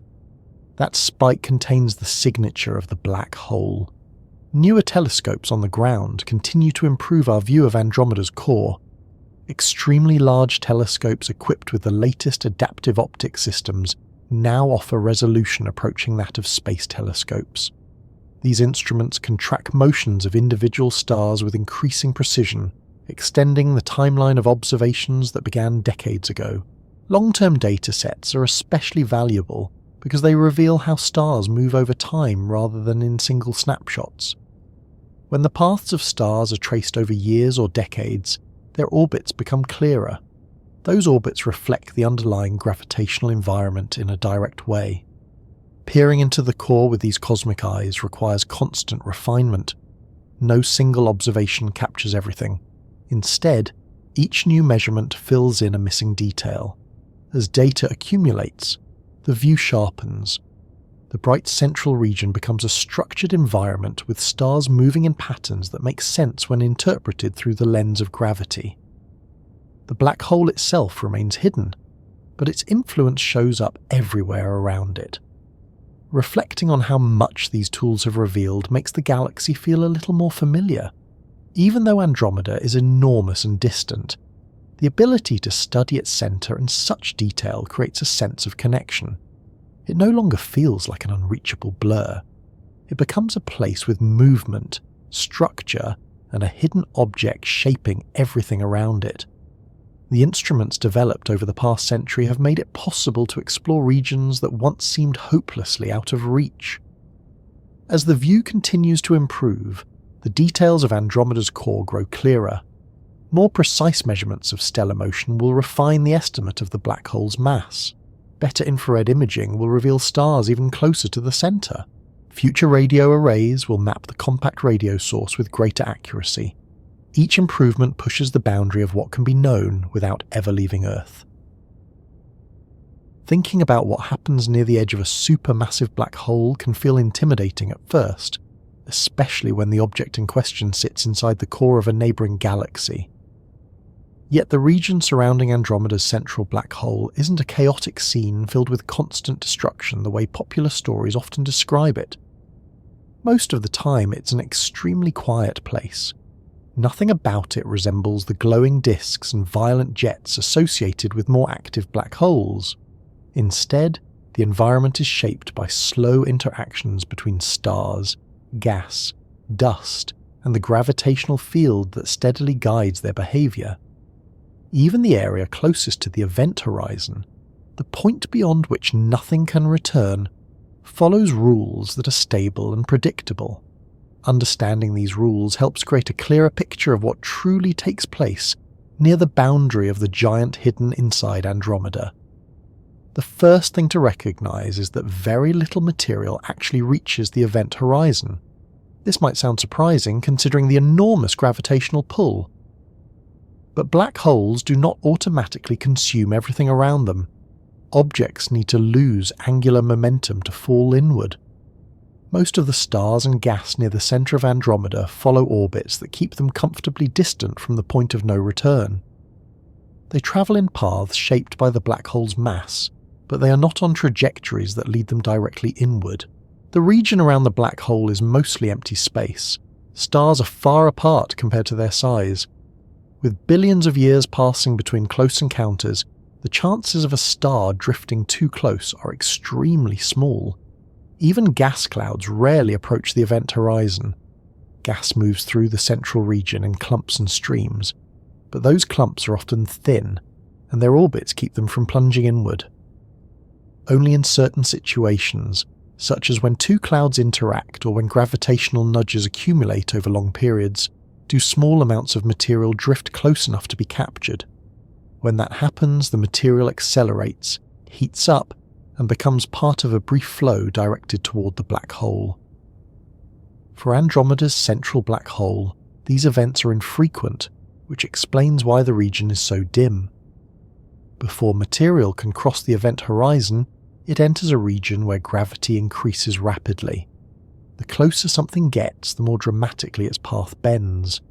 If the object is small, like a dust grain or a tiny gas particle, its motion becomes dominated entirely by gravity. It begins to fall inward in a spiraling path. But even during this stage, the process is calm. There's no sudden drop, no violent tearing apart unless the object gets close enough to experience strong tidal forces. For most pieces of material, the journey is steady, with energy gradually increasing as the object accelerates. The radiation produced during this process is faint in Andromeda, because the amount of infalling material is low. Imagining the view from a safe distance can help. If you could hover many light years away from the event horizon, you would see stars moving in ordered paths. The black hole would appear entirely invisible. There would be no glowing surface, no boundary to mark where light disappears. The region would simply look darker than its surroundings. Only by tracing how stars and gas move would you notice anything unusual. Gravity would shape everything, but visually the environment would seem calm. Even the inner region where matter accelerates would not stand out unless sensitive instruments captured the faint radiation. Closer to the event horizon, the intensity of the gravitational field grows. Space bends more sharply, and time behaves differently. From the perspective of an outside observer, objects falling toward the black hole slow down as they approach the event horizon. Their light becomes stretched into longer wavelengths, gradually fading. If you could watch a particle fall, you would never see it cross the event horizon. Instead, it would appear to freeze near the boundary, growing dimmer until it disappeared. This effect doesn't mean the particle stops. It continues its fall. The change is only how the motion appears from a distance. Inside Andromeda's core, this effect plays out slowly and quietly, because the black hole rarely pulls in anything large. When small amounts of gas do approach the event horizon, the energy produced is minimal. Instead of bright flares, Andromeda's black hole produces faint emissions that only specialized instruments can detect. These emissions confirm that material occasionally crosses the threshold, but the events are subtle. The region around the event horizon does not glow the way the central areas of more active galaxies do. Another important part of the story involves tidal forces. Tidal forces describe how gravity pulls more strongly on the part of an object closer to the black hole than on the part farther away. In small black holes, these forces can be strong enough to tear objects apart before they reach the event horizon. But in extremely massive black holes like the one in Andromeda, the event horizon is much larger, and the tidal forces at that boundary are weaker. Objects could cross the event horizon intact without being torn apart immediately. It is only deeper inside that the forces become strong enough to stretch and compress matter dramatically. This detail makes Andromeda's black hole far gentler near the boundary than a smaller black hole would be. Stars rarely approach close enough to experience these forces, but when they do, the results can be spectacular. A star passing too near the black hole can be pulled apart in what is known as a tidal disruption event. The star stretches, breaks, and forms a stream of material that spirals inward. The radiation produced during such an event can be extremely bright. However, there is no evidence that Andromeda's black hole undergoes these events frequently. Its quiet nature suggests that stars pass at safe distances and that disruptions are extremely rare. If a star were to be torn apart today, the outburst would be noticeable across many wavelengths, but the calm environment implies that nothing like that is happening at the moment. While the region near the event horizon remains quiet most of the time, the gravitational environment still affects the larger galactic center. Gas clouds drift around the region, influenced by the black hole's mass. Occasionally they collide or interact, and these interactions can send material inward. Each time that happens, a small amount of radiation escapes into space before the material falls beyond the event horizon. This radiation is faint but detectable, forming part of the signature astronomers use to confirm the presence of the black hole. The low level of activity is one reason Andromeda's core appears so gentle compared to active galactic nuclei. Its black hole simply doesn't receive enough fuel to produce intense emissions. If we shift perspective and imagine what a spacecraft would encounter as it approached the core, the journey would feel uneventful for a long time. At far distances, the gravitational pull of the black hole blends with the pull from the bulge and disk. Only gradually would the spacecraft begin to feel the dominance of the central mass. The surrounding stars would appear to move in predictable orbits. Nothing about the environment would suggest that a massive light-trapping object lies ahead. Even at relatively close distances, the black hole would remain hidden. It would blend seamlessly into the background of stars. Moving closer, the gravitational field grows stronger. The spacecraft's path would begin to curve more sharply toward the center, but the curvature would not feel abrupt. It would be a steady pull, gradually increasing over time. The spacecraft would accelerate, heading inward without encountering much material. The emptiness of space near the event horizon means there is little to collide with. The environment is strikingly serene, despite the gravitational intensity. If the spacecraft carried instruments designed to measure energy levels, it might detect faint X-ray or radio radiation from particles spiraling inward. These emissions come from material that heats up as it falls, but they remain weak in Andromeda because there is so little of that material. The signals would grow stronger only when passing close to the region where particles reach high speeds. Even then, the emissions would remain modest compared to those from active galaxies. Approaching the event horizon, the spacecraft's clock would continue ticking normally, but observers watching from afar would see the clock slow down due to gravitational time dilation. The effect becomes more pronounced near the boundary. From the spacecraft's perspective, however, nothing unusual would happen when crossing the event horizon. There would be no visible boundary, no sudden change in motion. Only deeper inside would the forces grow strong enough to distort space severely. The physics within that region remains beyond direct observation, but general relativity provides predictions for how space and time behave. Staying outside the event horizon, the environment remains governed by classical gravitational dynamics. Each object responds to the curved space around the black hole. The swirling stars that astronomers study never approach this boundary closely. Their orbits keep them in stable loops far from the point where tidal forces grow extreme. Because of this, the visible environment around Andromeda's black hole remains dominated by the motion of stars rather than by dramatic infall of matter. Gas that does approach the event horizon follows predictable patterns. It heats slowly, sometimes emitting small flares before disappearing.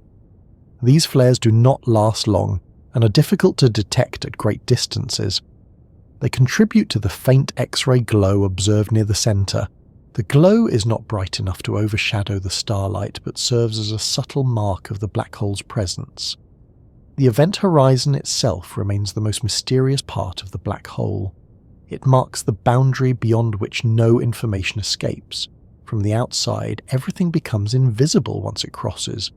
Because Andromeda's black hole is quiet, the event horizon doesn't interact with large amounts of material. It waits silently, influencing the motion of everything in the region, but rarely displaying the kind of energetic behavior that would draw attention. This quietness makes the black hole difficult to detect without careful measurements, yet its influence reaches far beyond its boundary. In the broader environment around the event horizon, gravity helps shape how stars and gas distribute themselves. Over billions of years, the patterns we see today reflect the long-term behavior of objects responding to the central mass. Stars gradually migrate through the region due to gravitational encounters with each other. Some drift outward, some move inward. The overall density of the central cluster reflects this slow movement. Although the black hole does not feed actively, it remains a central organising force, contributing to the stability of the bulge.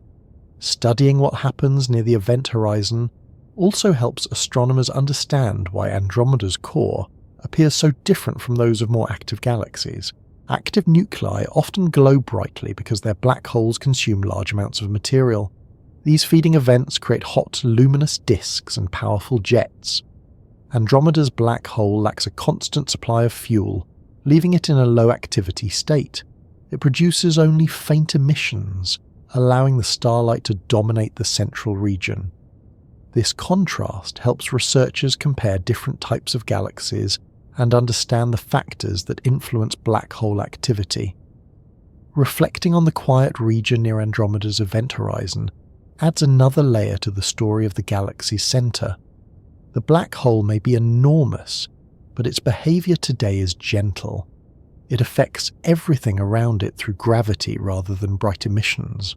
The environment near the event horizon follows consistent rules, making the region predictable in ways that can be comforting rather than intimidating. The giant remains hidden behind starlight and dust, shaping space silently. Despite the size of the black hole inside Andromeda, the region surrounding it behaves with a quiet steadiness that feels almost unusual when compared to the activity seen in other galaxies. Many people imagine a supermassive black hole as something restless, constantly pulling in material, erupting with bursts of energy, or reshaping its environment in dramatic ways. Andromeda's central black hole doesn't match that image at all.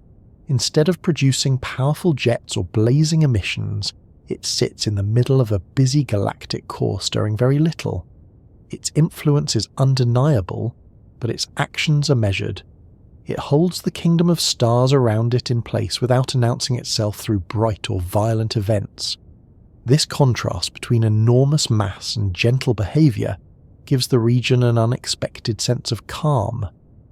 The idea that a supermassive black hole could be quiet may seem surprising, because many well-known examples behave very differently. In active galaxies, material flows inward at high rates, forming a swirling accretion disk that heats to extreme temperatures. That heat produces tremendous amounts of radiation. In some galaxies, jets of high-energy particles shoot out at nearly the speed of light. These active nuclei outshine the rest of their galaxies by orders of magnitude. Anyone looking at Andromeda's centre, however, sees none of that. There is no glaring spot brighter than the surrounding stars. There are no jets shooting into space. Nothing lights up the region in an obvious way. Instead, the black hole works quietly, influencing its surroundings through gravity more than anything else. One reason for this quiet behaviour is the lack of available material for the black hole to feed on. Gas in the central region is thin and sparse compared to what is present in more active galaxies. The stars orbiting nearby follow stable paths that keep them at safe distances. Without frequent close encounters, they do not send material toward the centre. Even when dust or gas drifts inward, the amounts are small. There is little for the black hole to consume, leaving it in a mostly dormant state. This dormancy doesn't mean the black hole is inactive. It still emits faint radio and X-ray signals when tiny amounts of matter fall toward the event horizon. But those emissions stay weak, requiring sensitive instruments to detect. Some galaxies enter active phases because mergers or interactions send large amounts of gas inward.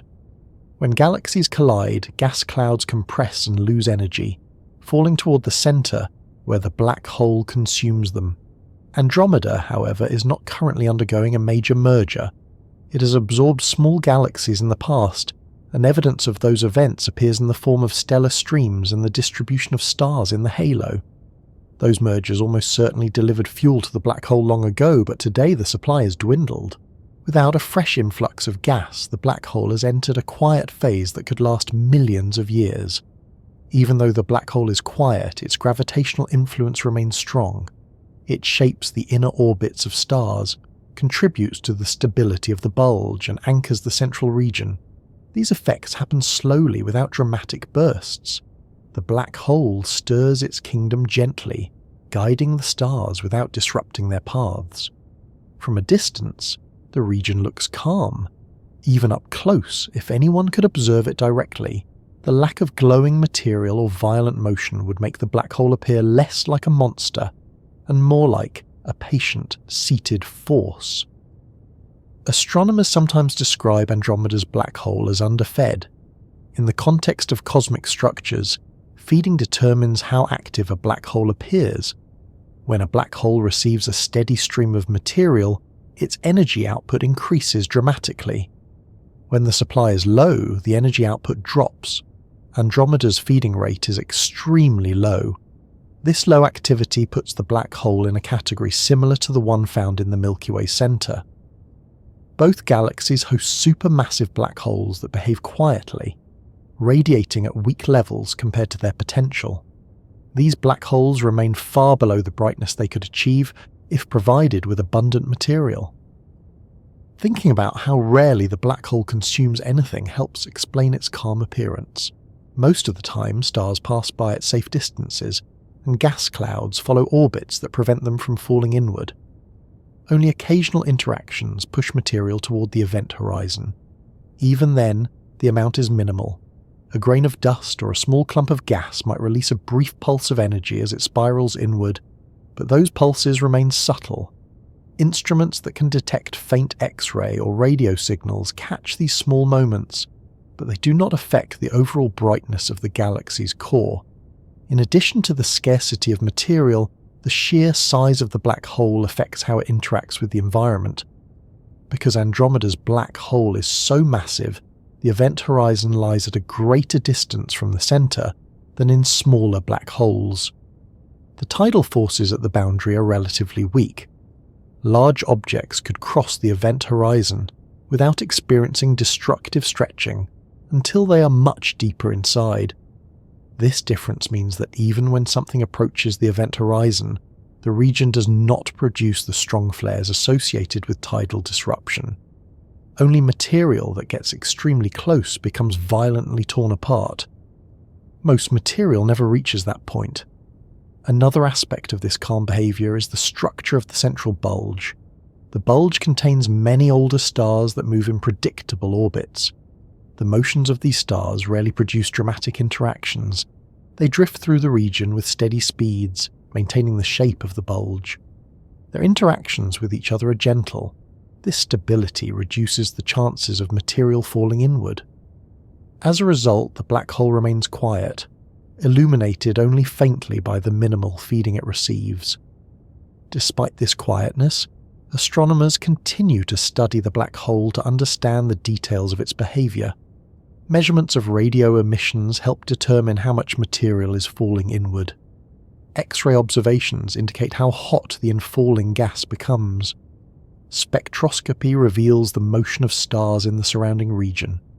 All of these observations help refine models of the black hole's accretion rate and activity level. The numbers point consistently toward a low activity state. Comparing Andromeda's black hole to more active ones shows how significant the difference can be. In quasars, the accretion disks around supermassive black holes radiate so brightly that they outshine the entire galaxy. These disks produce light across a wide range of wavelengths. Jets extend outward for thousands of light years. The centers of these galaxies are anything but quiet. They stir their kingdoms with tremendous force, shaping their environments dramatically. Andromeda sits on the opposite end of that spectrum. Its black hole produces none of the typical signatures of a quasar. It behaves more like a dark, stable mass balancing the central region. There is another important reason why Andromeda's black hole stirs its surroundings gently rather than violently. The gas in the central region is relatively cool and diffuse. In active galaxies, gas clouds collide frequently, causing the gas to heat up and move inward. These collisions feed the black hole. In Andromeda, the lack of dense gas means fewer collisions. The gas remains in stable orbits instead of collapsing toward the center. Without the inward movement, the black hole receives little fuel. This condition creates a feedback loop. Low accretion keeps the core quiet, and the quiet core prevents gas from heating and falling inward. Astronomers often look for signs of past activity in galaxies. Bright emission lines in the surrounding gas can indicate that a black hole once produced strong radiation. Some galaxies show shells or bubbles created by past outflows. Andromeda does not show obvious evidence of recent energetic events. Its core appears to have been calm for a long time. This calmness suggests that the black hole's quiet phase is not temporary. It has persisted long enough to shape the current appearance of the central region. Thinking about this kind of calm behaviour can shift how people understand black holes. Instead of viewing them solely as destructive or chaotic, Andromeda's black hole demonstrates how they can act as stable components of galaxies. Their gravitational influence does not always produce violent results. In many cases, including this one, the black hole is more like a central counterweight keeping the system balanced. Although the black hole rarely stirs its kingdom through feeding events, its mass still affects the distribution of stars and the transfer of energy within the bulge. Stars passing through the region occasionally interact gravitationally, exchanging momentum. These interactions can push stars slightly inward or outward, slowly adjusting the density profile of the central cluster. Over time, the black hole helps maintain the structure by anchoring these interactions. Even without energetic outbursts, its presence remains essential. The long-term stability of Andromeda's core creates a valuable environment for studying how galaxies behave when their black holes are quiet. Many galaxies throughout the universe contain central black holes in similar states. These quiet phases may persist for millions or billions of years. Understanding the details of Andromeda's core provides insight into what drives galaxies to become active or remain inactive. It also helps explain how galaxies evolve over time, transitioning between stages of high and low activity. By comparing Andromeda with other galaxies, astronomers can trace patterns in black hole growth. In active galaxies, black holes gain mass quickly, altering the structure around them.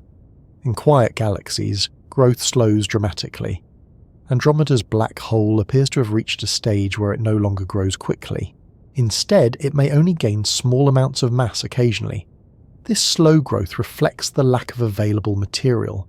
Over long timescales, the black hole may still grow larger, but the rate will remain low without significant events that funnel gas inward. One useful perspective involves thinking about what would be required to awaken the black hole from its quiet state. A major galactic collision could compress gas and send large amounts toward the centre. As Andromeda moves toward the Milky Way, such a collision will eventually occur. This future event may provide the black hole with enough fuel to become active again. But for now, nothing nearby disturbs the calm. The stars continue their ordered orbits. The gas remains spread thin, and the black hole stays in its quiet phase. Even when the black hole does interact with nearby material, the effects remain subtle. A passing gas cloud might heat slightly and emit a faint burst of radiation. A tiny clump might spiral inward, releasing energy before crossing the event horizon. These events occur rarely and do not change the overall brightness of the core. The black hole acts almost indifferent, stirring its kingdom only through gentle gravitational influence rather than violent outbursts. This quiet behaviour highlights a broader truth about galaxies. Not every massive object behaves in a dramatic way. Many processes unfold slowly, consistently, and predictably. The central black hole in Andromeda offers a good example of how a massive presence can shape its surroundings without constant activity. The quiet state of Andromeda's central black hole has puzzled astronomers for years, not because silence is unexpected in the universe, but because an object of such extraordinary mass seems like it should behave more dramatically. It has the potential to consume vast amounts of material, sculpt its surroundings through intense energy output, and shine across enormous distances. Yet it does none of those things today.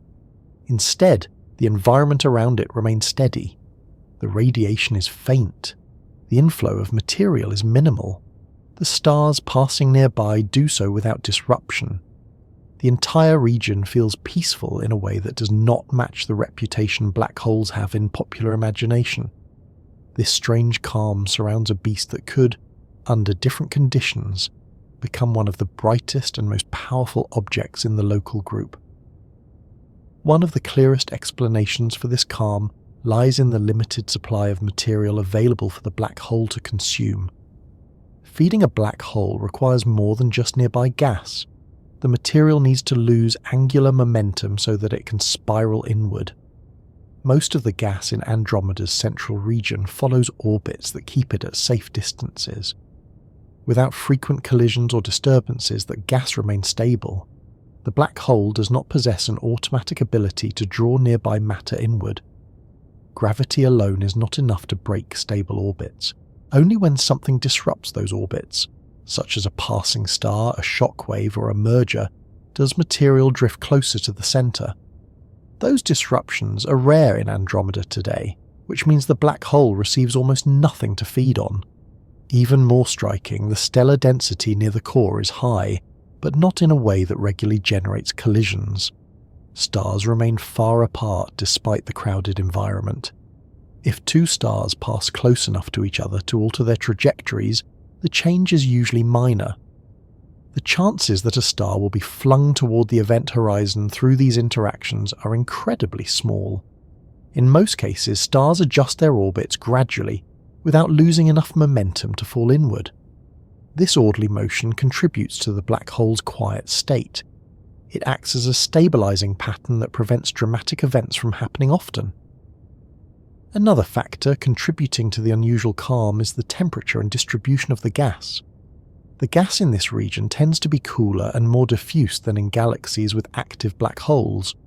Cooler gas moves more slowly, but it does not collapse inward unless disturbed. Instead, it drifts in stable patterns around the core. Without the higher pressures and collisions found in more active galactic centres, the gas lacks the energy required to flow toward the black hole. In this environment, the black hole waits silently. It exerts gravity over a vast region but receives no substantial fuel. Scientists have compared Andromeda's core with that of the Milky Way because both galaxies host black holes in quiet states. The similarities are striking. In both systems, the central black holes rarely feed. Their emissions remain faint. Their surrounding structures appear stable. Some researchers believe these quiet phases represent a common stage in the life cycle of galaxies. After initial periods of high activity fueled by abundant gas and mergers, galaxies settle into quieter states where black holes consume little. This long quiet period may span billions of years, with brief moments of activity occurring only when new material becomes available. Even though the black hole in Andromeda lies dormant in many respects, it still creates subtle effects that extend throughout the core. The gravitational field remains strong, guiding stars into long-term orbits. These orbits create the double nucleus structure that puzzled astronomers until they realized the stars were arranged in a disc-shaped pattern influenced by the black hole. The stability of that pattern depends on the persistent presence of the central mass. If the black hole were smaller or missing, the structure would drift apart. Its quietness does not diminish its role. Gravity continues to shape the region in predictable ways. Observations across different wavelengths confirm the low activity level. Optical observations show no bright emissions that would indicate a large, hot accretion disk. Infrared images reveal a stellar population that behaves consistently with a quiescent environment. Radio measurements detect only a faint signal, produced by small amounts of material spiraling inward slowly. X-ray observations find a weak glow near the core. Each type of data matches the profile of a black hole that receives almost no fuel. This consistency across wavelengths reinforces the idea that the black hole is sleeping rather than temporarily inactive. When astronomers examine the temperature of the gas near the core, they find that it is not heated to the intense levels associated with active nuclei. Instead, the gas remains relatively cool. This coolness limits the amount of X-ray radiation emitted from the region. Hot gas would produce a stronger X-ray signal. The faint glow detected near the centre fits with the idea that only small amounts of gas occasionally approach the event horizon. These faint emissions resemble a soft whisper rather than a roar, signalling minimal activity. Understanding how dormant the black hole is raises questions about its past. Evidence from the structure of the bulge, The distribution of stellar populations and the history of mergers in Andromeda suggests that the black hole was more active long ago. During early stages of the galaxy's development, gas was more abundant. Stars formed at higher rates. Mergers brought in new material. All of these factors could have fed the black hole more regularly. If it experienced periods of high activity billions of years ago, it may have produced energetic outflows and bright emissions that shape the central region. The quiet appearance today does not erase that history. It simply represents a later stage in the black hole's life cycle. Some researchers look for signs that the black hole may become active again in the future. The most likely scenario involves a major interaction, such as the upcoming collision between the Milky Way and Andromeda. When these galaxies merge, the gas in both systems will collide, compress, and lose momentum. Much of that gas will fall toward the merged core, providing a substantial amount of material for the black hole to consume. In that future era, the black hole may awaken from its long sleep, becoming far brighter than it is today. But for now, nothing in the immediate environment triggers such activity. While the black hole remains asleep, it behaves more like a central weight than an engine of energy. It anchors the motion of nearby stars, smooths out irregularities in the gravitational field, and maintains the long-term stability of the bulge. This role is just as important as the dramatic behavior of active black holes. Without this quiet gravitational anchor, the central region would not behave the way it does. The stars would not follow their stable paths. The bulge might not maintain its current shape. The double nucleus would not hold together. The calmness of the black hole supports the broader order of the galaxy's core. Many people find it counterintuitive that something capable of extreme violence appears so gentle most of the time. The calmness of Andromeda's black hole, however, shows that black holes do not always behave as destructive forces. Their influence depends heavily on their environment. If material flows freely toward them, they respond with bright emissions and energetic processes. If the environment lacks material, they become almost invisible. This difference highlights how important the surroundings are in shaping the behavior of a black hole. Considering the scales involved can help put this calmness into perspective. The black hole has a mass around 100 million times that of the Sun. Its event horizon spans a region far larger than the orbit of Earth. The gravitational influence extends across thousands of light years. Yet all of this power remains largely undemonstrated visually, because the black hole is not interacting with much of the environment at the moment. Its potential for activity remains immense, but the conditions required to trigger that activity are absent.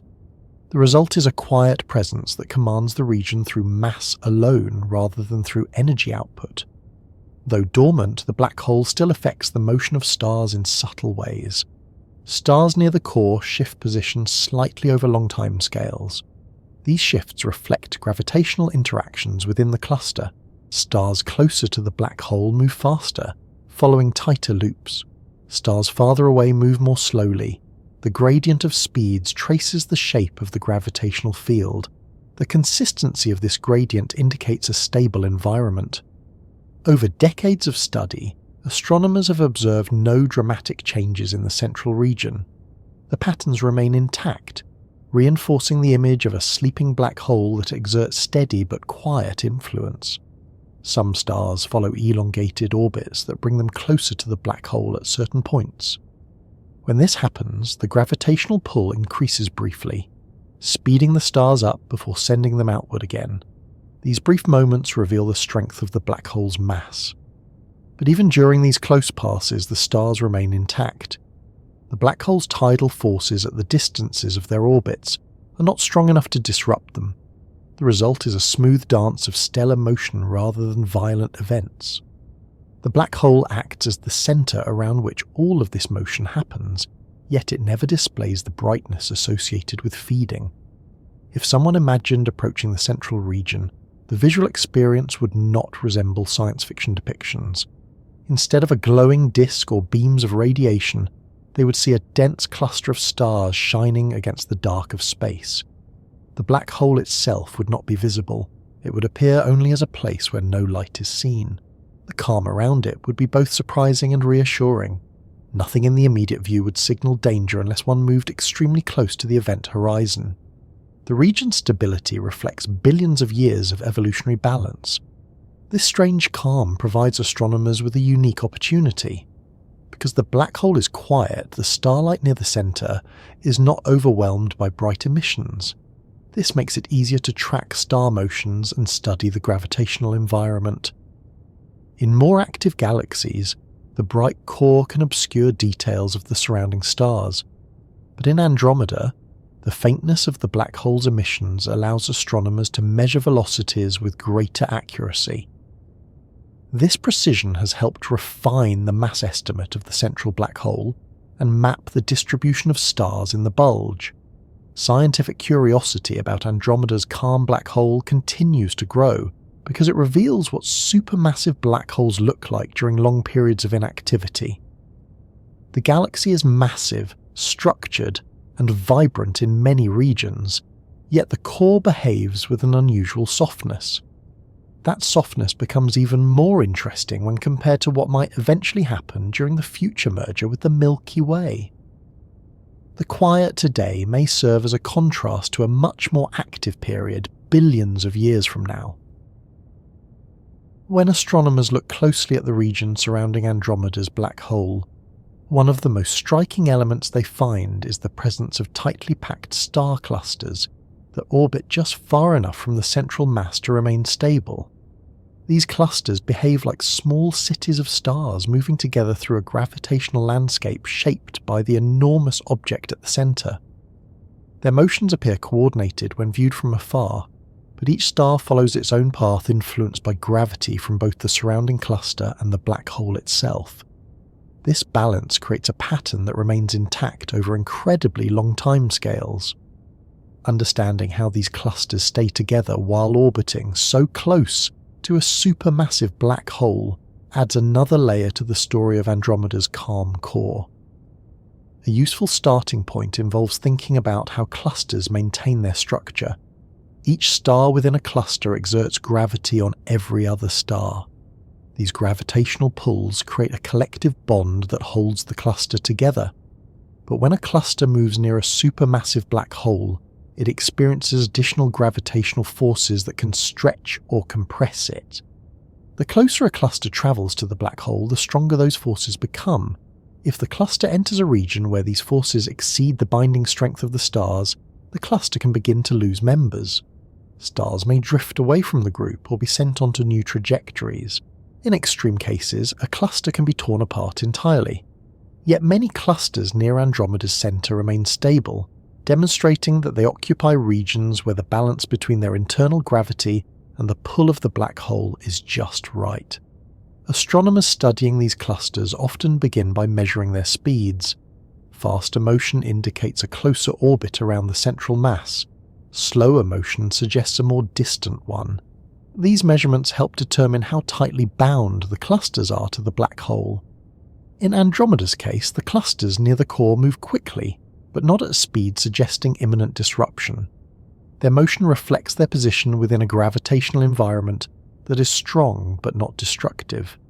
The clusters travel through space as though following well-laid routes, with each star maintaining a path shaped by many interacting forces. The double nucleus structure becomes relevant again when considering the positions of these clusters. One of the brightness peaks observed in Andromeda's centre is actually part of an elongated cluster of stars. This cluster forms a coherent group that orbits the central mass in an eccentric pattern.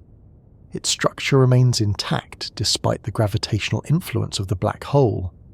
The fact that such a cluster can exist near the core helps astronomers understand where the limits of the gravitational field lie. It provides a natural point of comparison for other clusters located farther out. Another aspect of these clusters involves their ages. Many of the stars in the central region are old, having formed billions of years ago. The clusters themselves have survived over long periods, which suggests they have been stable under the black hole's influence for much of the galaxy's history. Their long survival indicates that the gravitational environment of Andromeda's centre has remained steady for ages. If dramatic changes had occurred frequently, such as large bursts of infalling material, the clusters might have been disrupted. Instead, they persist, demonstrating the consistent calm that defines the core. When researchers examine the density of stars within these clusters, they find that the clusters remain compact even near the black hole. The stars maintain short distances from one another compared to the broader bulge. This compactness helps strengthen the cluster's internal gravity. A loosely bound cluster would be more vulnerable to the black hole's tidal forces, but Andromeda's clusters remain dense enough to weather those forces. Their density helps them act as cohesive units, not easily disturbed by external influences. Thinking about what it would be like to watch these clusters from a vantage point near the core reveals a scene filled with steady motion. The clusters orbit the black hole at specific distances, following paths dictated by the mass at the centre. Within the clusters, stars move around one another, forming a dynamic environment where gravitational interactions occur constantly. Yet these interactions remain predictable rather than chaotic. The stars move in ways that reflect the long-term stability of the system. One way astronomers study these clusters is by mapping the light they emit. The brightness patterns help determine how many stars the clusters contain, how they are arranged, and how they move. Brightness gradients offer clues about how strongly the clusters are bound. A steep gradient suggests a dense core of stars. A more gradual gradient indicates a cluster that may be more loosely bound. In Andromeda's case, many of the clusters near the centre show signs of strong binding. Their light profiles match what would be expected from stable groups of stars orbiting a massive central object. Another important aspect involves how these clusters formed. Some may have originated far from the black hole and migrated inward over billions of years through gravitational interactions within the galaxy.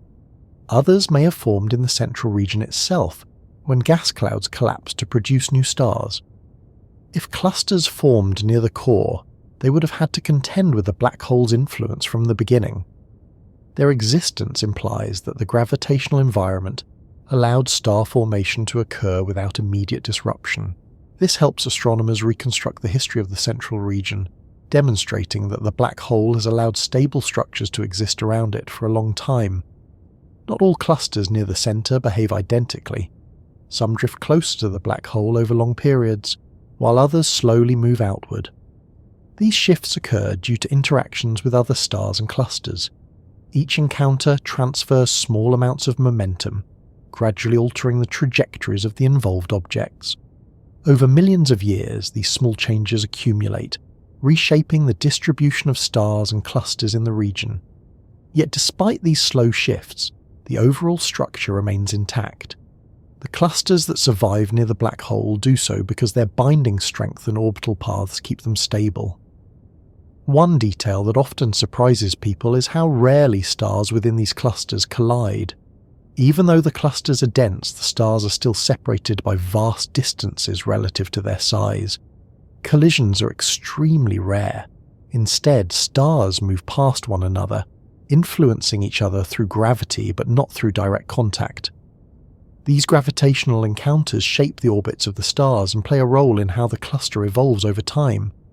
The black hole's influence adds another layer to these interactions, guiding the entire cluster through space while allowing individual stars to drift toward or away from the centre of the cluster. Astronomers also consider how clusters might behave if the black hole entered an active phase. Increased radiation or inflowing material could change the gravitational environment. However, because Andromeda's black hole remains quiet today, the clusters near the core experience little disruption. Their stable presence reflects the current inactivity of the black hole. This quietness provides an opportunity to study cluster dynamics in a relatively undisturbed environment. It offers a rare chance to see how stellar groups behave near a massive compact object that exerts gravitational influence but does not produce strong radiation. If one imagines looking down on the central region from above, the star clusters would appear as bright, compact spots moving through a larger glow of starlight. Their motion would trace long arcs over time, looping around the centre in consistent patterns. The black hole's presence would not be visible directly, but its influence would define the shape of these arcs. The clusters would move steadily, without sudden shifts in speed or direction. This coordinated behaviour reflects the maturity of the region. It has settled into a long-term equilibrium shaped by billions of years of gravitational interactions. In addition to clusters, individual stars sometimes travel near the black hole in isolation. These stars may form part of larger groups or move independently through the region. Their paths help refine the understanding of the gravitational field. By observing how stars accelerate as they approach the centre and decelerate as they move away, astronomers gain insight into the mass distribution. These measurements support the conclusion that the black hole dominates the inner region. But the presence of stable clusters reinforces the fact that the environment remains gentle enough to allow long-term structures to persist. The edges of the clusters provide valuable information. Stars located on the outskirts of the clusters experience weaker binding forces compared to stars at the centre. These outer stars are more susceptible to being influenced by the black hole. Some may be pulled slightly inward over long periods, others may drift outward. The gradual reshaping of the cluster edges helps astronomers understand how the cluster responds to tidal forces. Andromeda's clusters appear resilient, resisting significant disruption because their central binding remains strong. Another factor that helps these clusters survive involves the way the central black hole interacts with the galaxy as a whole. The region around the black hole is not filled with high-pressure gas or bright radiation. This calm environment allows clusters to orbit without encountering harsh conditions.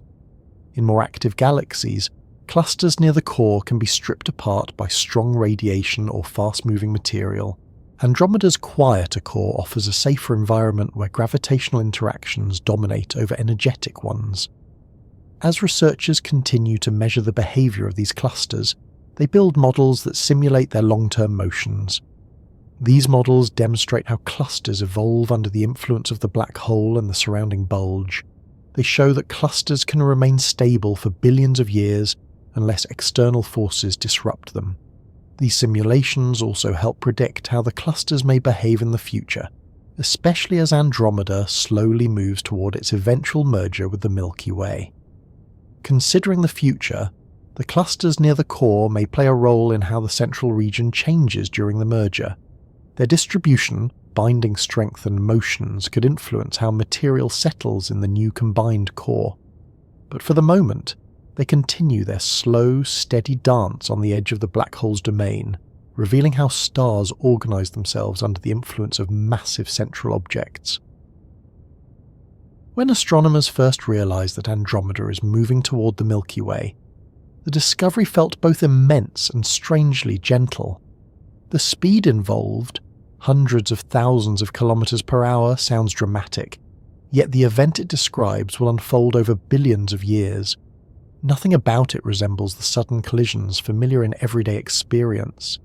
Instead, it is a slow process of drifting, stretching, and blending, a meeting between two enormous galaxies whose paths have been shaped by gravity since their earliest days.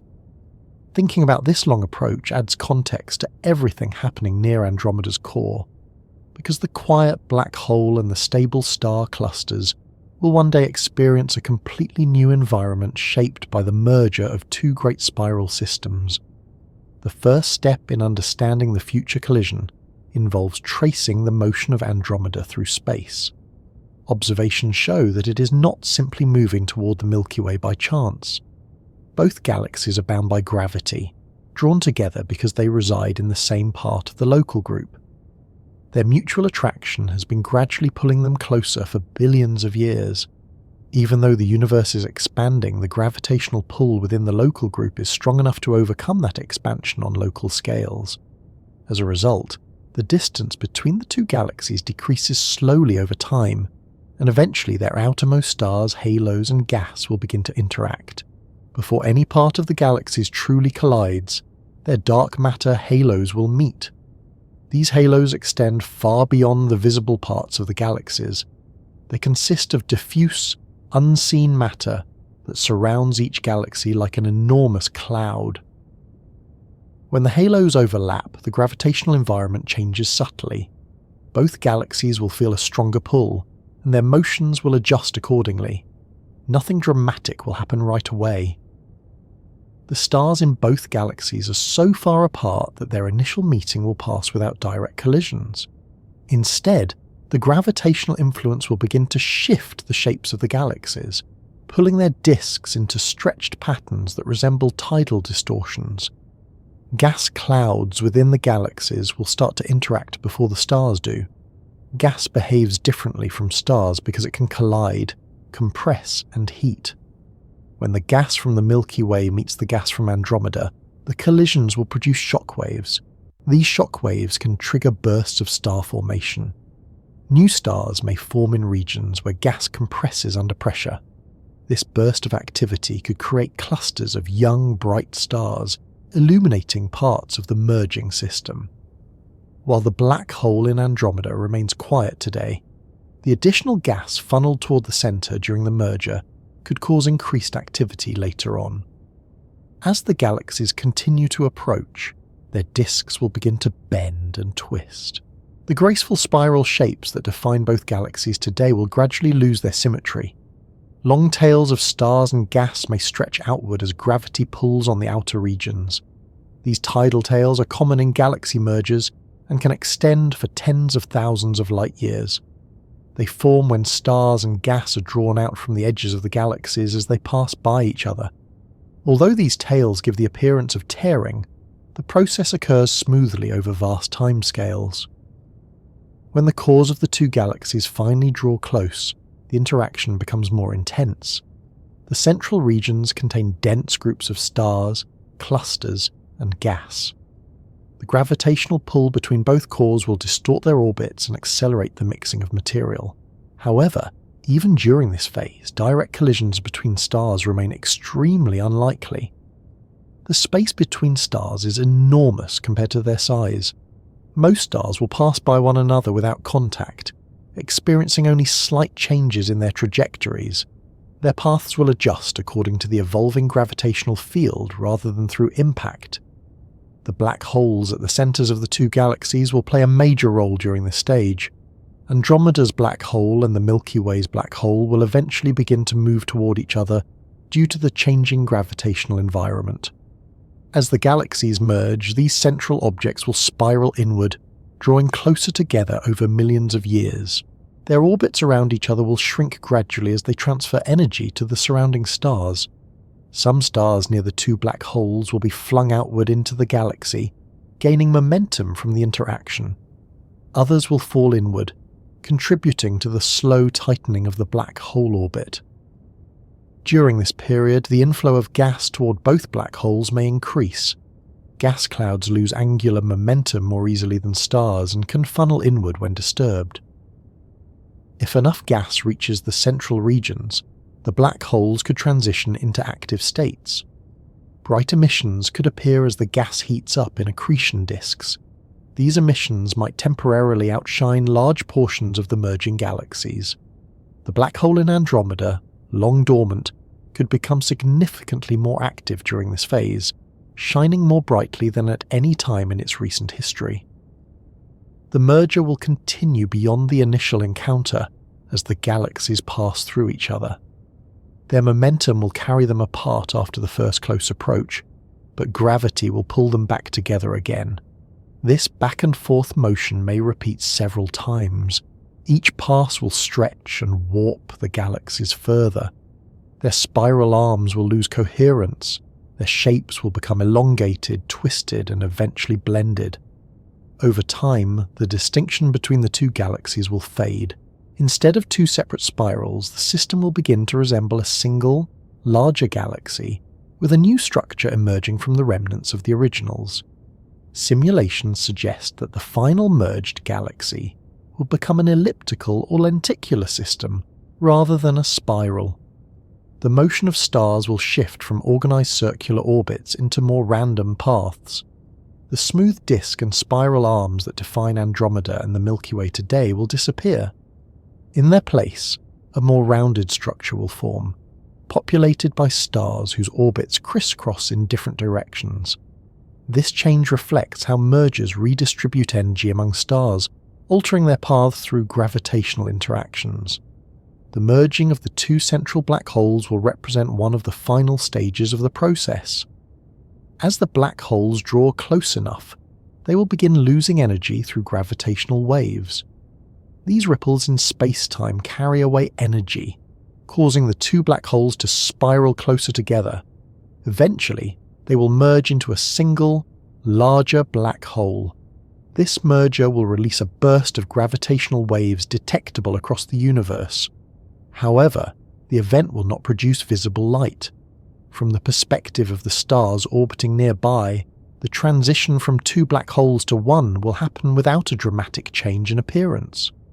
Long before the black holes merge, the stellar populations of both galaxies will mix. Some stars from the Milky Way will migrate into regions that were once part of Andromeda, while some Andromeda stars will settle into regions once dominated by the Milky Way. This exchange will continue until individual stars no longer reflect the origin of their parent galaxies. The mixing will contribute to the formation of the new galactic structure. The merged galaxy will contain stars of many ages and compositions, collected over the long histories of both systems. The future merger also raises questions about how the solar system will be affected. The answer depends on many factors, but simulation suggests that the solar system is more likely to drift into a new orbit within the merged galaxy, rather than being ejected or drawn toward the central black hole. The distances between stars are so large that direct collisions between star systems remain extremely unlikely. The merger will reshape the sky as seen from Earth, but the local environment of the solar system may remain relatively undisturbed on smaller scales.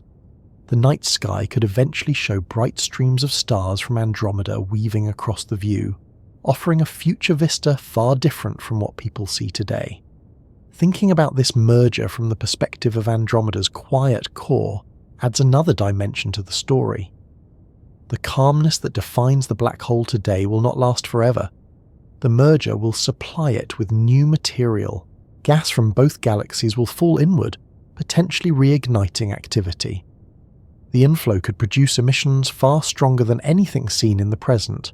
The dormant black hole may awaken briefly as its environment changes. This potential for future activity highlights how galaxies shift between steady periods and active stages depending on the availability of fuel. The star clusters near Andromeda's centre will also experience changes. Some may be pulled into new orbits, others may merge with clusters from the Milky Way. Their positions relative to the black hole could shift as the gravitational field evolves. Some clusters may even be disrupted if tidal forces become too strong during the merger, but many will survive, forming part of the new galactic core. Their motions will adapt to the combined gravitational influence of the merged system. Over long periods, the new galaxy that emerges from the merger will settle into a stable shape. The black holes will merge. The stars will adopt new orbits. The gas will settle into new patterns. The system will enter another quiet phase, though the details of its structure will differ from either parent galaxy. The calmness that Andromeda's black hole experiences today may return in a different form. The merged galaxy will be larger, more massive, and shaped by the history of both spirals. Imagining this entire sequence helps place the current state of Andromeda in context. The calmness near its core represents only one part of a long story. The galaxy has experienced active phases in the past and will likely experience new ones in the future. The collision with the Milky Way is a natural step in the evolution of both galaxies. It is not an abrupt or violent event, but a slow transformation that will reshape the local group. Comparing the black hole in the Milky Way with the one anchoring Andromeda reveals how two central giants can share the same fundamental nature, yet differ dramatically in scale, behaviour, and influence on their surroundings. Both systems host supermassive black holes. Both sit at the hearts of spiral galaxies, and both shape the motions of nearby stars. Yet beyond these similarities, the two objects diverge in ways that reflect the histories of their galaxies and the conditions that shape them. Thinking about these differences offers a clear sense of how galaxies evolve in varied environments and why Andromeda's core looks and behaves differently from our own. A good starting point involves considering their sizes. The black hole in the Milky Way, known as Sagittarius A, has a mass of roughly 4 million suns. That may sound enormous, and by everyday standards it is, but compared to the black hole in Andromeda, it is surprisingly small. Andromeda's central giant weighs in at more than 100 million solar masses, making it more than 20 times larger. This difference in mass creates a difference in gravitational influence. A more massive black hole curves space more strongly, affects larger surrounding regions, and provides a deeper gravitational well for stars to orbit. The Milky Way's black hole shapes a relatively small part of the galaxy's core, whereas Andromeda's has influence over a meaningfully larger region. Despite this size gap, the behaviour of the two black holes today is surprisingly similar. Both lie in quiet states. Neither one consumes large amounts of material on a regular basis. Their accretion rates remain extremely low. Sagittarius AR occasionally produces brief flares when small amounts of gas fall inward, but these events are rare and faint compared to the activity of black holes in more energetic galaxies. Andromeda's central mass behaves in a nearly identical way, emitting only faint radio and X-ray signals. This shared calmness reflects the current environments of both galaxies. Neither system is offering its black hole enough material to trigger significant activity. The conditions around them keep them quiet. One of the most important differences concerns how close astronomers are to each black hole. The Milky Way's black hole is located about 26,000 light-years from Earth, making it much closer and easier to study in detail. Andromeda's black hole sits more than 2 million light-years away. That distance blurs fine details even when using the best telescopes available. Because of its proximity, Sagittarius A has been observed with incredible precision. Astronomers have tracked individual stars orbiting the black hole, watching their paths bend and curve in real time. These observations offer direct proof of the black hole's presence. In Andromeda, similar tracking is possible but on a larger scale, and the stars are farther from the black hole. The details are more difficult to resolve, but the patterns still reveal the presence of a massive object shaping their motion. These differences in proximity also explain why the Milky Way's black hole has been imaged in far greater detail. Using networks of radio telescopes spread across Earth, astronomers captured a direct image of Sagittarius A's shadow, the dark silhouette formed by the event horizon, against the glowing material around it. Creating this image required extraordinary precision. Attempting the same feat with Andromeda's black hole remains a distant goal, because the increased distance makes it far smaller on the sky. Even though Andromeda's black hole is much larger, its apparent size from Earth is too small for current instruments to resolve at the same level. Future improvements may change this, but for now, Sagittarius A provides the best opportunity to see what a quiet, supermassive black hole looks like up close. Thinking about why Andromeda's black hole is so much larger than the Milky Way's leads to questions about their histories. Growth for a black hole depends on how much material it receives over time. Galaxies that undergo frequent mergers or experience strong inflows of gas often host larger black holes, because these events feed the central mass. Andromeda has signs of a more active merger history than the Milky Way. Streams of stars and remnants of past collisions appear in its halo. These encounters may have provided gas and energy that helped its central black hole grow to its current size. The Milky Way has also experienced mergers, but the events may have been smaller or provided less fuel for Sagittarius AR. As a result, the black hole at the centre of our galaxy did not grow as much. These different growth histories shape the environments around each black hole. The region surrounding Sagittarius A contains a cluster of young, massive stars. Some of these stars formed out of disks of gas orbiting the black hole. Their presence raises questions about how star formation can occur so close to such a massive object. The environment around Andromeda's black hole contains a more mixed population of stars, with many older ones dominating the view. This difference reflects the star formation history of each galaxy. The Milky Way has pockets of gas capable of forming young clusters near the core, while Andromeda's central region appears more settled, with less recent star formation and older stellar populations dominating the scene. In both cases, the stars nearest to the black hole help reveal how strong the gravitational field is. Around Sagittarius A, astronomers have tracked stars that complete orbits within decades, offering direct, precise measurements of the black hole's mass. One well-studied star, often referenced as S2, completes an orbit in about 16 years, swinging in close enough to provide valuable data about the curvature of space-time near the event horizon.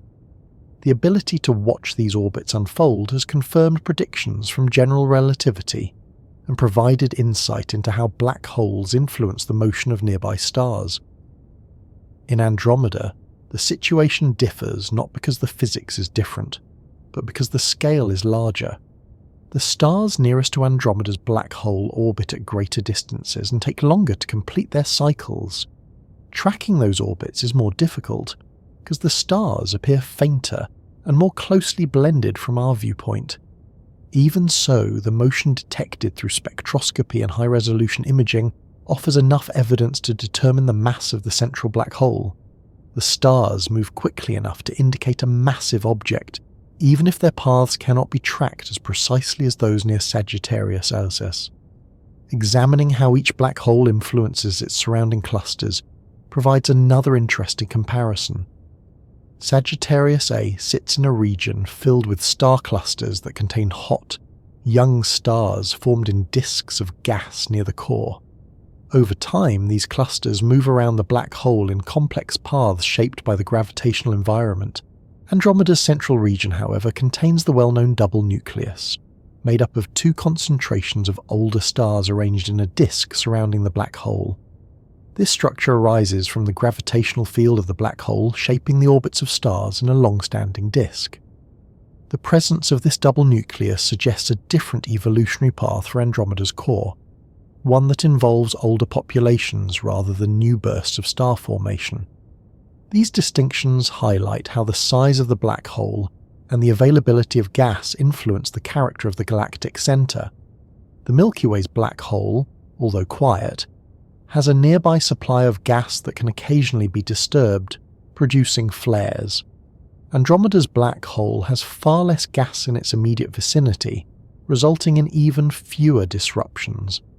This helps explain the extremely low level of activity in Andromeda's core today.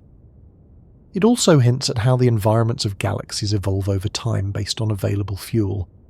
Even though Sagittarius A is much smaller, it shares the same fundamental process for feeding as Andromeda's black hole. Material approaching either black hole heats up and emits radiation before crossing the event horizon. The difference lies in how often this happens. In the Milky Way, small amounts of gas occasionally reach Sagittarius A, creating brief, weak emissions that can be measured. In Andromeda, even these small events are rare. The quietness of both black holes reflects their current lack of accessible material, rather than any inherent difference in their behaviour. When astronomers think about the upcoming merger between Andromeda and the Milky Way, the comparison between the two black holes becomes even more important. During the merger, both black holes will likely grow. Gas will fall inward from disrupted structures in both galaxies. The increased supply of material may awaken the black holes from their quiet states. They may produce flares, form accretion disks, and shine far more brightly than they do today. Eventually, the two black holes will spiral toward each other and merge, forming a single, larger black hole at the centre of the combined galaxy. The mass of this merged black hole will reflect the sum of both giants, creating a central object far more massive than either one today. Before that future arrives, the comparison between the two black holes helps astronomers understand how galaxies like the Milky Way and Andromeda reach their current states. The size difference means that Andromeda's black hole exerts a stronger gravitational influence on its surrounding stars. This difference contributes to the structure of each galaxy's bulge. The Milky Way contains a boxy bulge shaped by internal dynamical processes, while Andromeda's bulge is smoother and more rounded, consistent with the influence of a larger central mass. These distinctions show how a black hole's size affects the long-term structure of its host galaxy. Studying the environments near both black holes also reveals differences in the distribution of dark matter. The Milky Way's dark matter halo influences the rotation curve of the galaxy on larger scales, but its central region remains dominated by the stellar bulge and Sagittarius A. Andromeda's rotation curve indicates that its dark matter halo is more extended and massive, influencing how stars move even closer to the core. These details suggest that Andromeda has accumulated more mass overall, which helps explain both its larger size and its larger black hole. By comparing these two systems, astronomers gain insight into how galaxies grow through mergers, star formation, and interactions with their environments. The Milky Way's smaller black hole reflects a quieter growth history, while Andromeda's larger black hole indicates a more active past. Both systems now reside in quiet phases, but their future paths will converge during the merger, creating a new galaxy shaped by the combined history of both spirals. Thinking about this comparison also helps people understand that black holes do not exist in isolation. Their behaviour reflects the environment around them. Sagittarius A is small but surrounded by gas and young stars. Andromeda's black hole is large but surrounded by older, more settled populations. These differences produce unique signatures that allow astronomers to distinguish one system from another, even when the fundamental physics remains the same. Thinking about a supermassive black hole in another galaxy might seem at first like an exercise in pure astronomy, something distant and technical that has little to do with everyday life. Yet objects like the one deep inside Andromeda end up revealing far more about human perspectives than about the distant darkness itself. Studying something so remote forces people to confront time on scales that exceed any single lifetime, movement on scales that exceed personal experience, and forces so large that they reshape entire galaxies without sound or visible motion. The process of trying to understand such an object often becomes a reflection of how humans approach mystery, how they construct meaning, and how they grow comfortable with things that cannot be touched or seen directly. One of the clearest lessons from Andromeda's black hole comes from its quiet nature. Many expect something so massive to behave explosively, to dominate its environment with displays of energy and constant change. Instead, it sits in a long period of calm. This contrast challenges the assumption that power always needs to be loud or visible. Human expectations often connect strength with activity, as though stillness suggests weakness. Andromeda's core tells a different story. Its quietness reflects stability, not fragility. Its influence remains strong because of its mass, not because of any continuous outpouring of energy. Seeing something so powerful remain so quiet encourages a deeper appreciation for the forms strength can take. Another important lesson emerges from the difficulty of observing the black hole directly. Everything people know about it comes from its influence on the things around it. Stars move in certain ways because of its gravity. Gas heats up as it falls inward. Light shifts in particular patterns because of the curvature of space near the dark centre. This reliance on indirect evidence teaches patience and careful interpretation. Humans often prefer clear answers that can be seen directly or measured easily, but the universe does not always cooperate with those preferences. Understanding Andromeda's black hole requires trust in long-term observations, in combined data sets, and in models refined over decades. This method of discovery mirrors the process of learning in many areas of life, where answers do not arrive suddenly but slowly clarify through careful attention. Even the distance to Andromeda offers perspective. Light from its core takes more than 2 million years to reach Earth. That means everything seen today happened long before humans existed in anything resembling modern form. The quiet state of the black hole, the shape of the bulge, the distribution of star clusters, all of these features represent snapshots of a time unimaginably distant from the present. This realization helps place human lifespans into context. It doesn't diminish individual experiences, but instead emphasizes how brief human existence is compared to the age of the cosmos. Such a perspective can create a sense of humility, but it also highlights the remarkable fact that a species with such a short lifespan can study and interpret events older than itself by orders of magnitude. Studying Andromeda's central darkness also reinforces the value of asking questions, even when the answers feel far beyond reach. Early astronomers had no tools capable of detecting black holes. They couldn't measure the motions of distant stars with precision. They couldn't image galactic centers.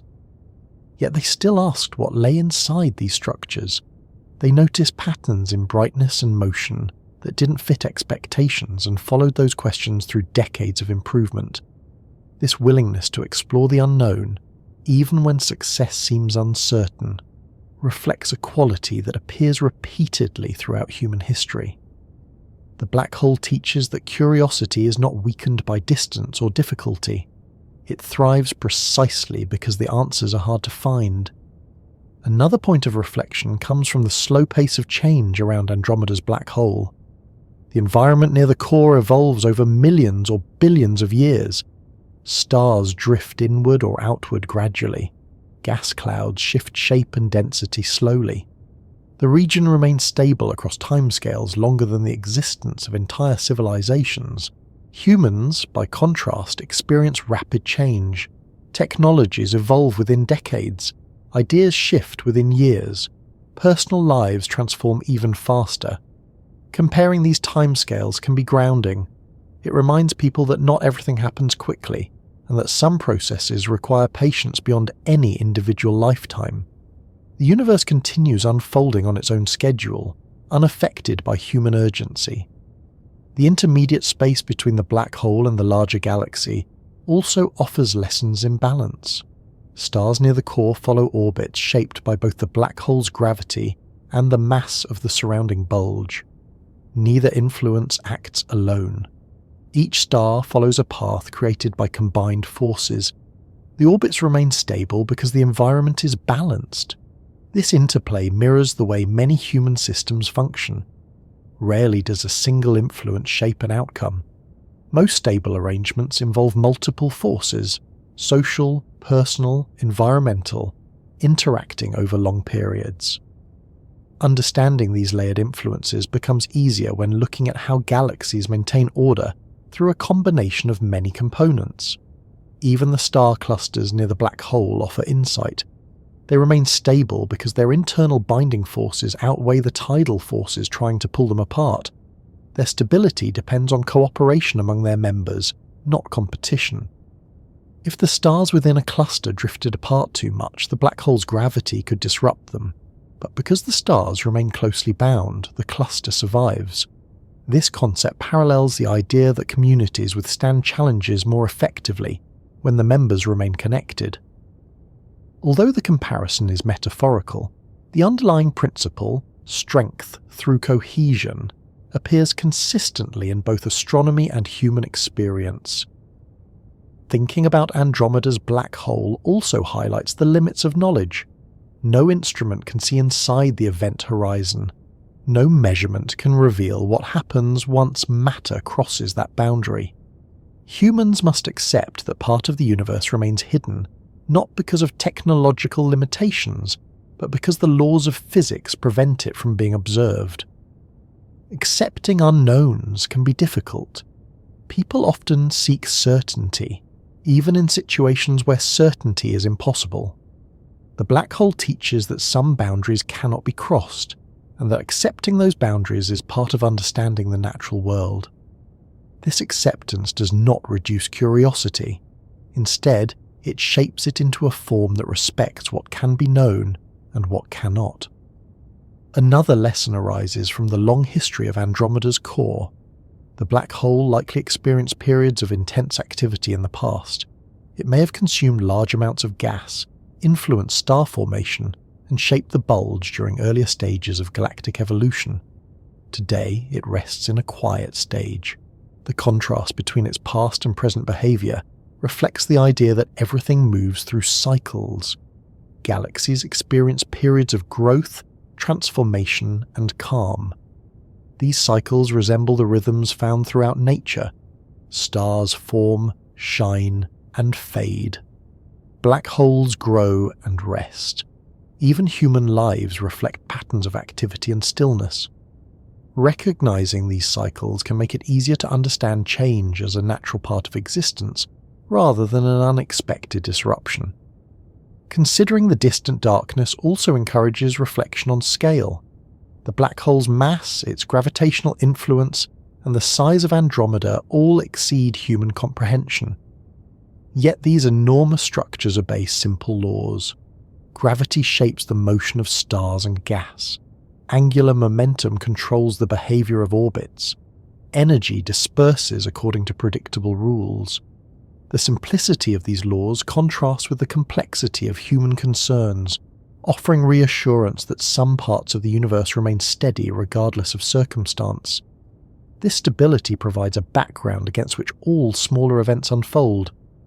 Another idea that emerges from studying Andromeda's black hole is the understanding that visibility does not determine importance. The black hole cannot be seen directly, yet it anchors the entire central region. Its presence shapes the motion of stars, the distribution of clusters, and the long-term evolution of the galaxy. Without it, Andromeda would not look the way it does. This concept challenges the tendency to value only what is clearly visible or easily measured. Many important influences, whether in physics, relationships, ecosystems, or societies, operate quietly in the background. Recognizing that unseen forces shape outcomes encourages a more nuanced perspective on how change occurs. At a deeper level, the black hole's ongoing presence emphasizes the longevity of cosmic structures compared to human eras. Civilizations rise and decline in brief periods relative to the age of galaxies.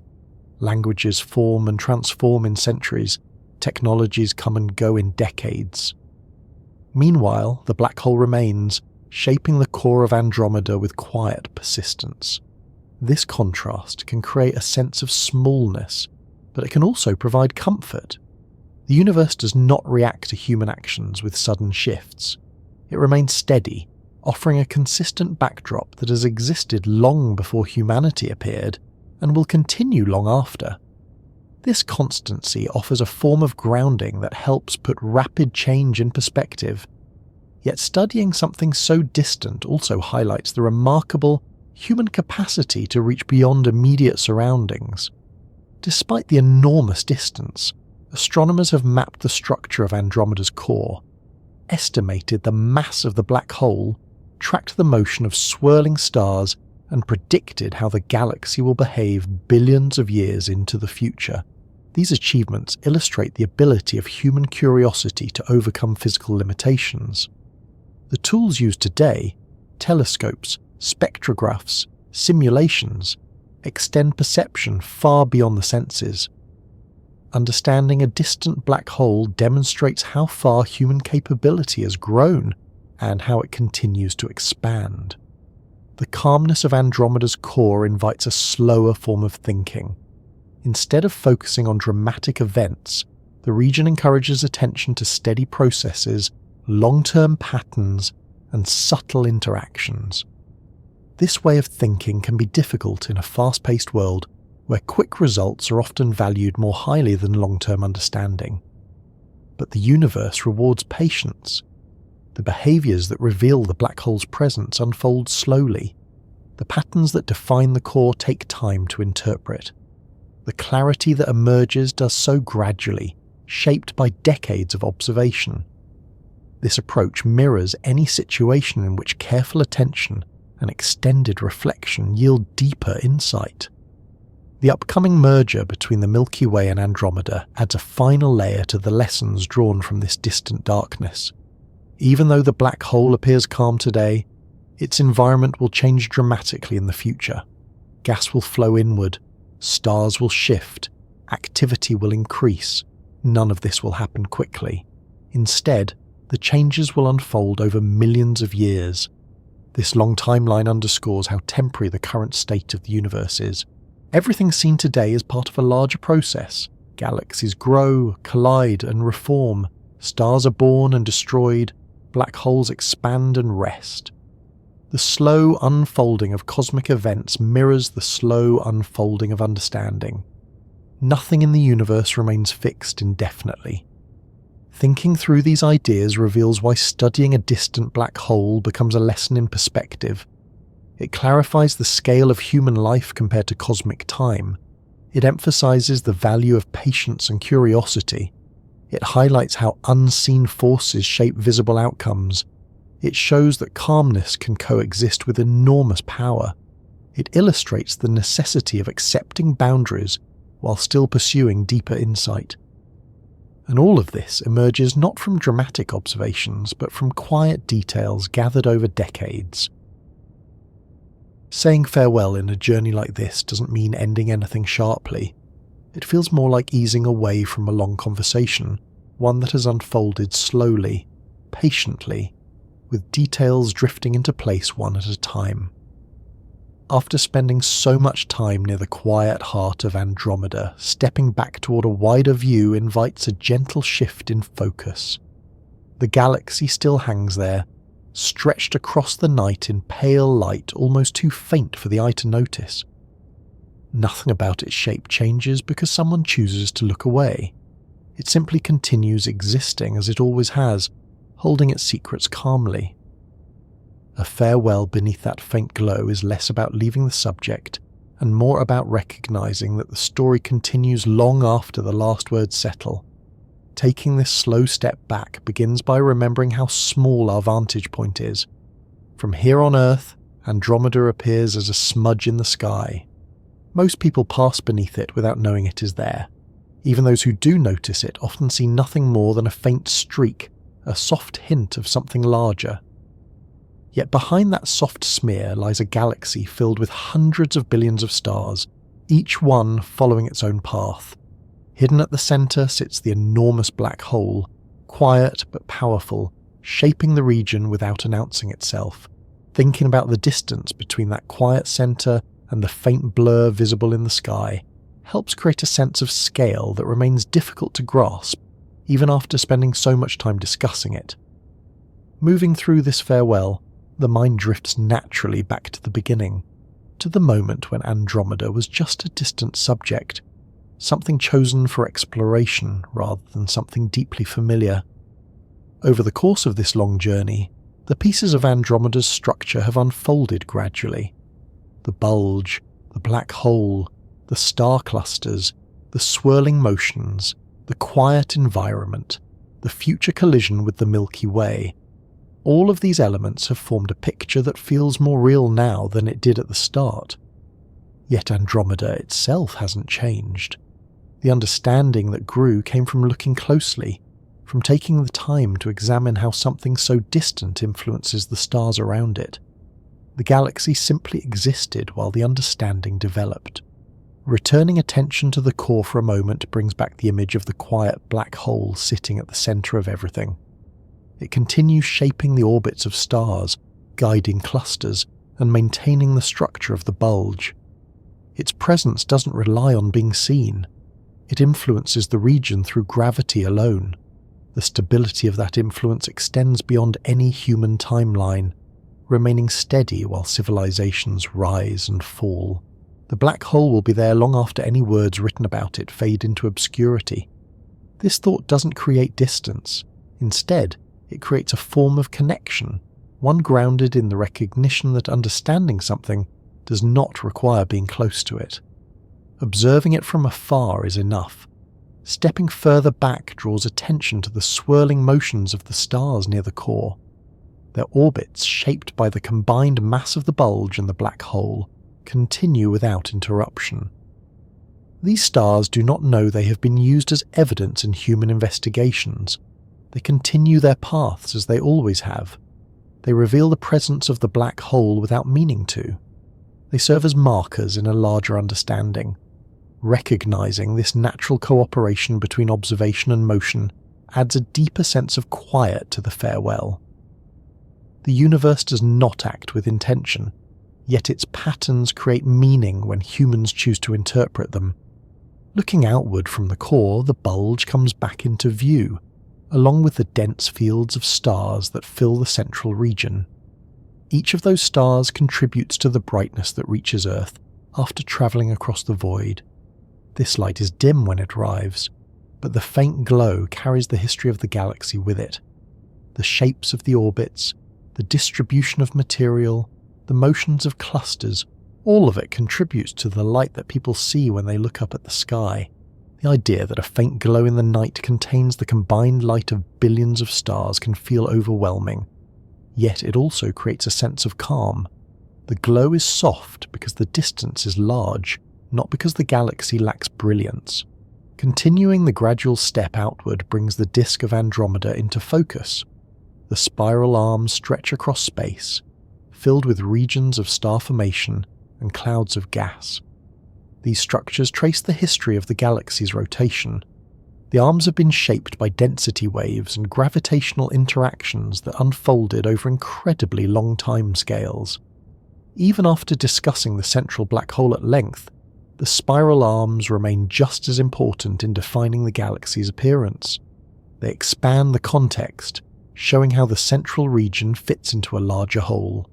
The arms, like the core, exist independently of observation. They continue their slow revolution regardless of how often people discuss them. Reflecting on the impending merger between Andromeda and the Milky Way adds another dimension to this farewell. The galaxies are moving toward one another, slowly closing the distance that once felt immeasurable. Eventually they will interact in ways that reshape both systems. Thinking about this future creates a feeling that the story remains open. The merger has not happened yet.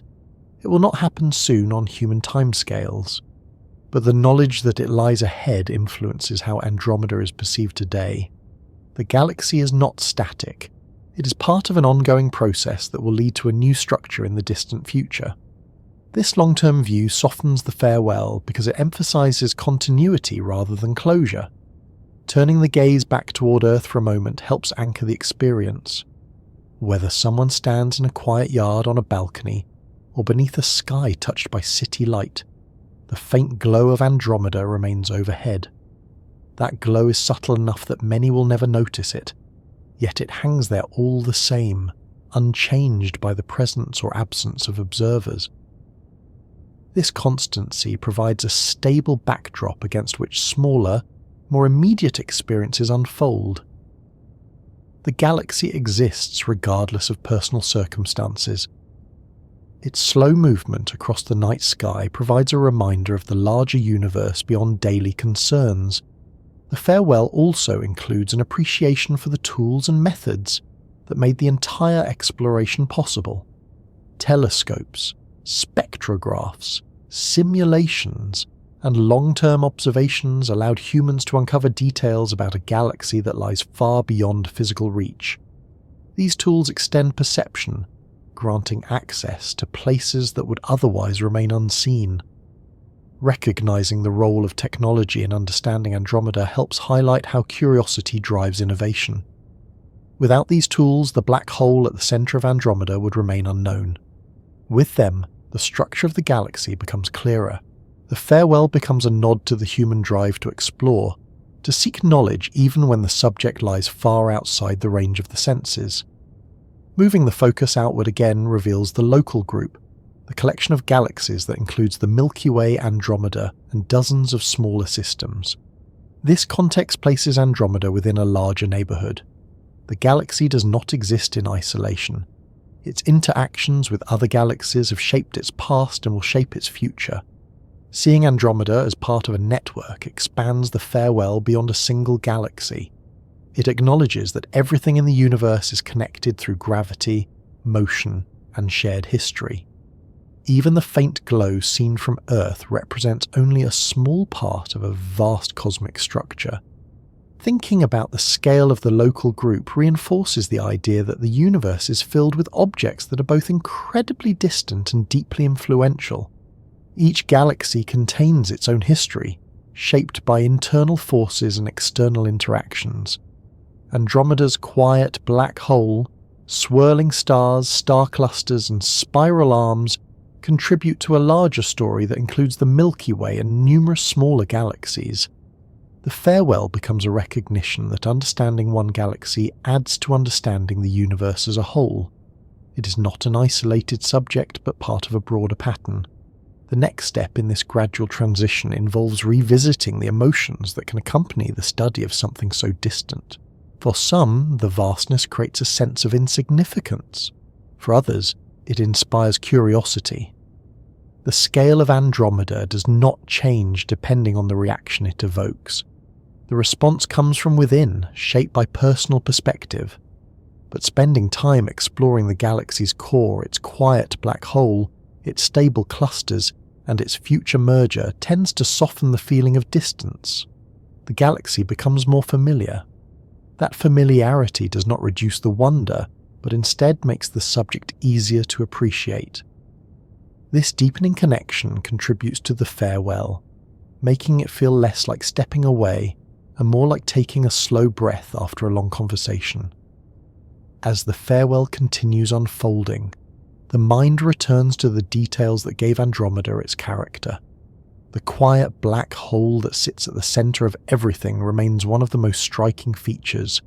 Its calmness challenges assumptions about power. Its presence shapes the entire structure. Its future activity will depend on the merger.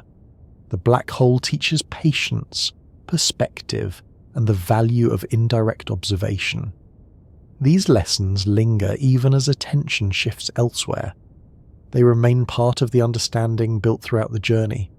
Stepping farther back brings the whole galaxy into view once more. Dark lanes of dust, clusters of bright stars, elongated arms, and a glowing core all blend into a single structure that drifts across the night. The faintness of its light does not reflect its size, but its distance. This recognition adds softness to the farewell.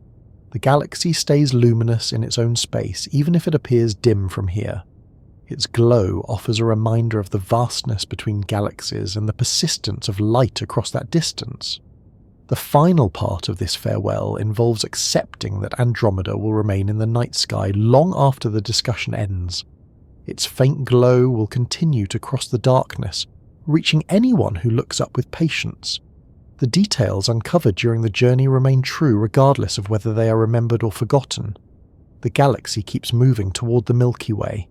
Its black hole keeps resting quietly. Its stars keep orbiting.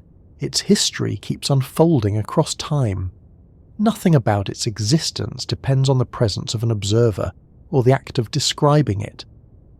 With this understanding settling gently into place, the farewell beneath Andromeda's faint glow becomes less about leaving and more about allowing the subject to remain where it is, continuing its long journey through space while the observer relaxes back into their own world. Nothing ends. The galaxy continues drifting. The story remains open, waiting quietly for anyone who chooses to look again.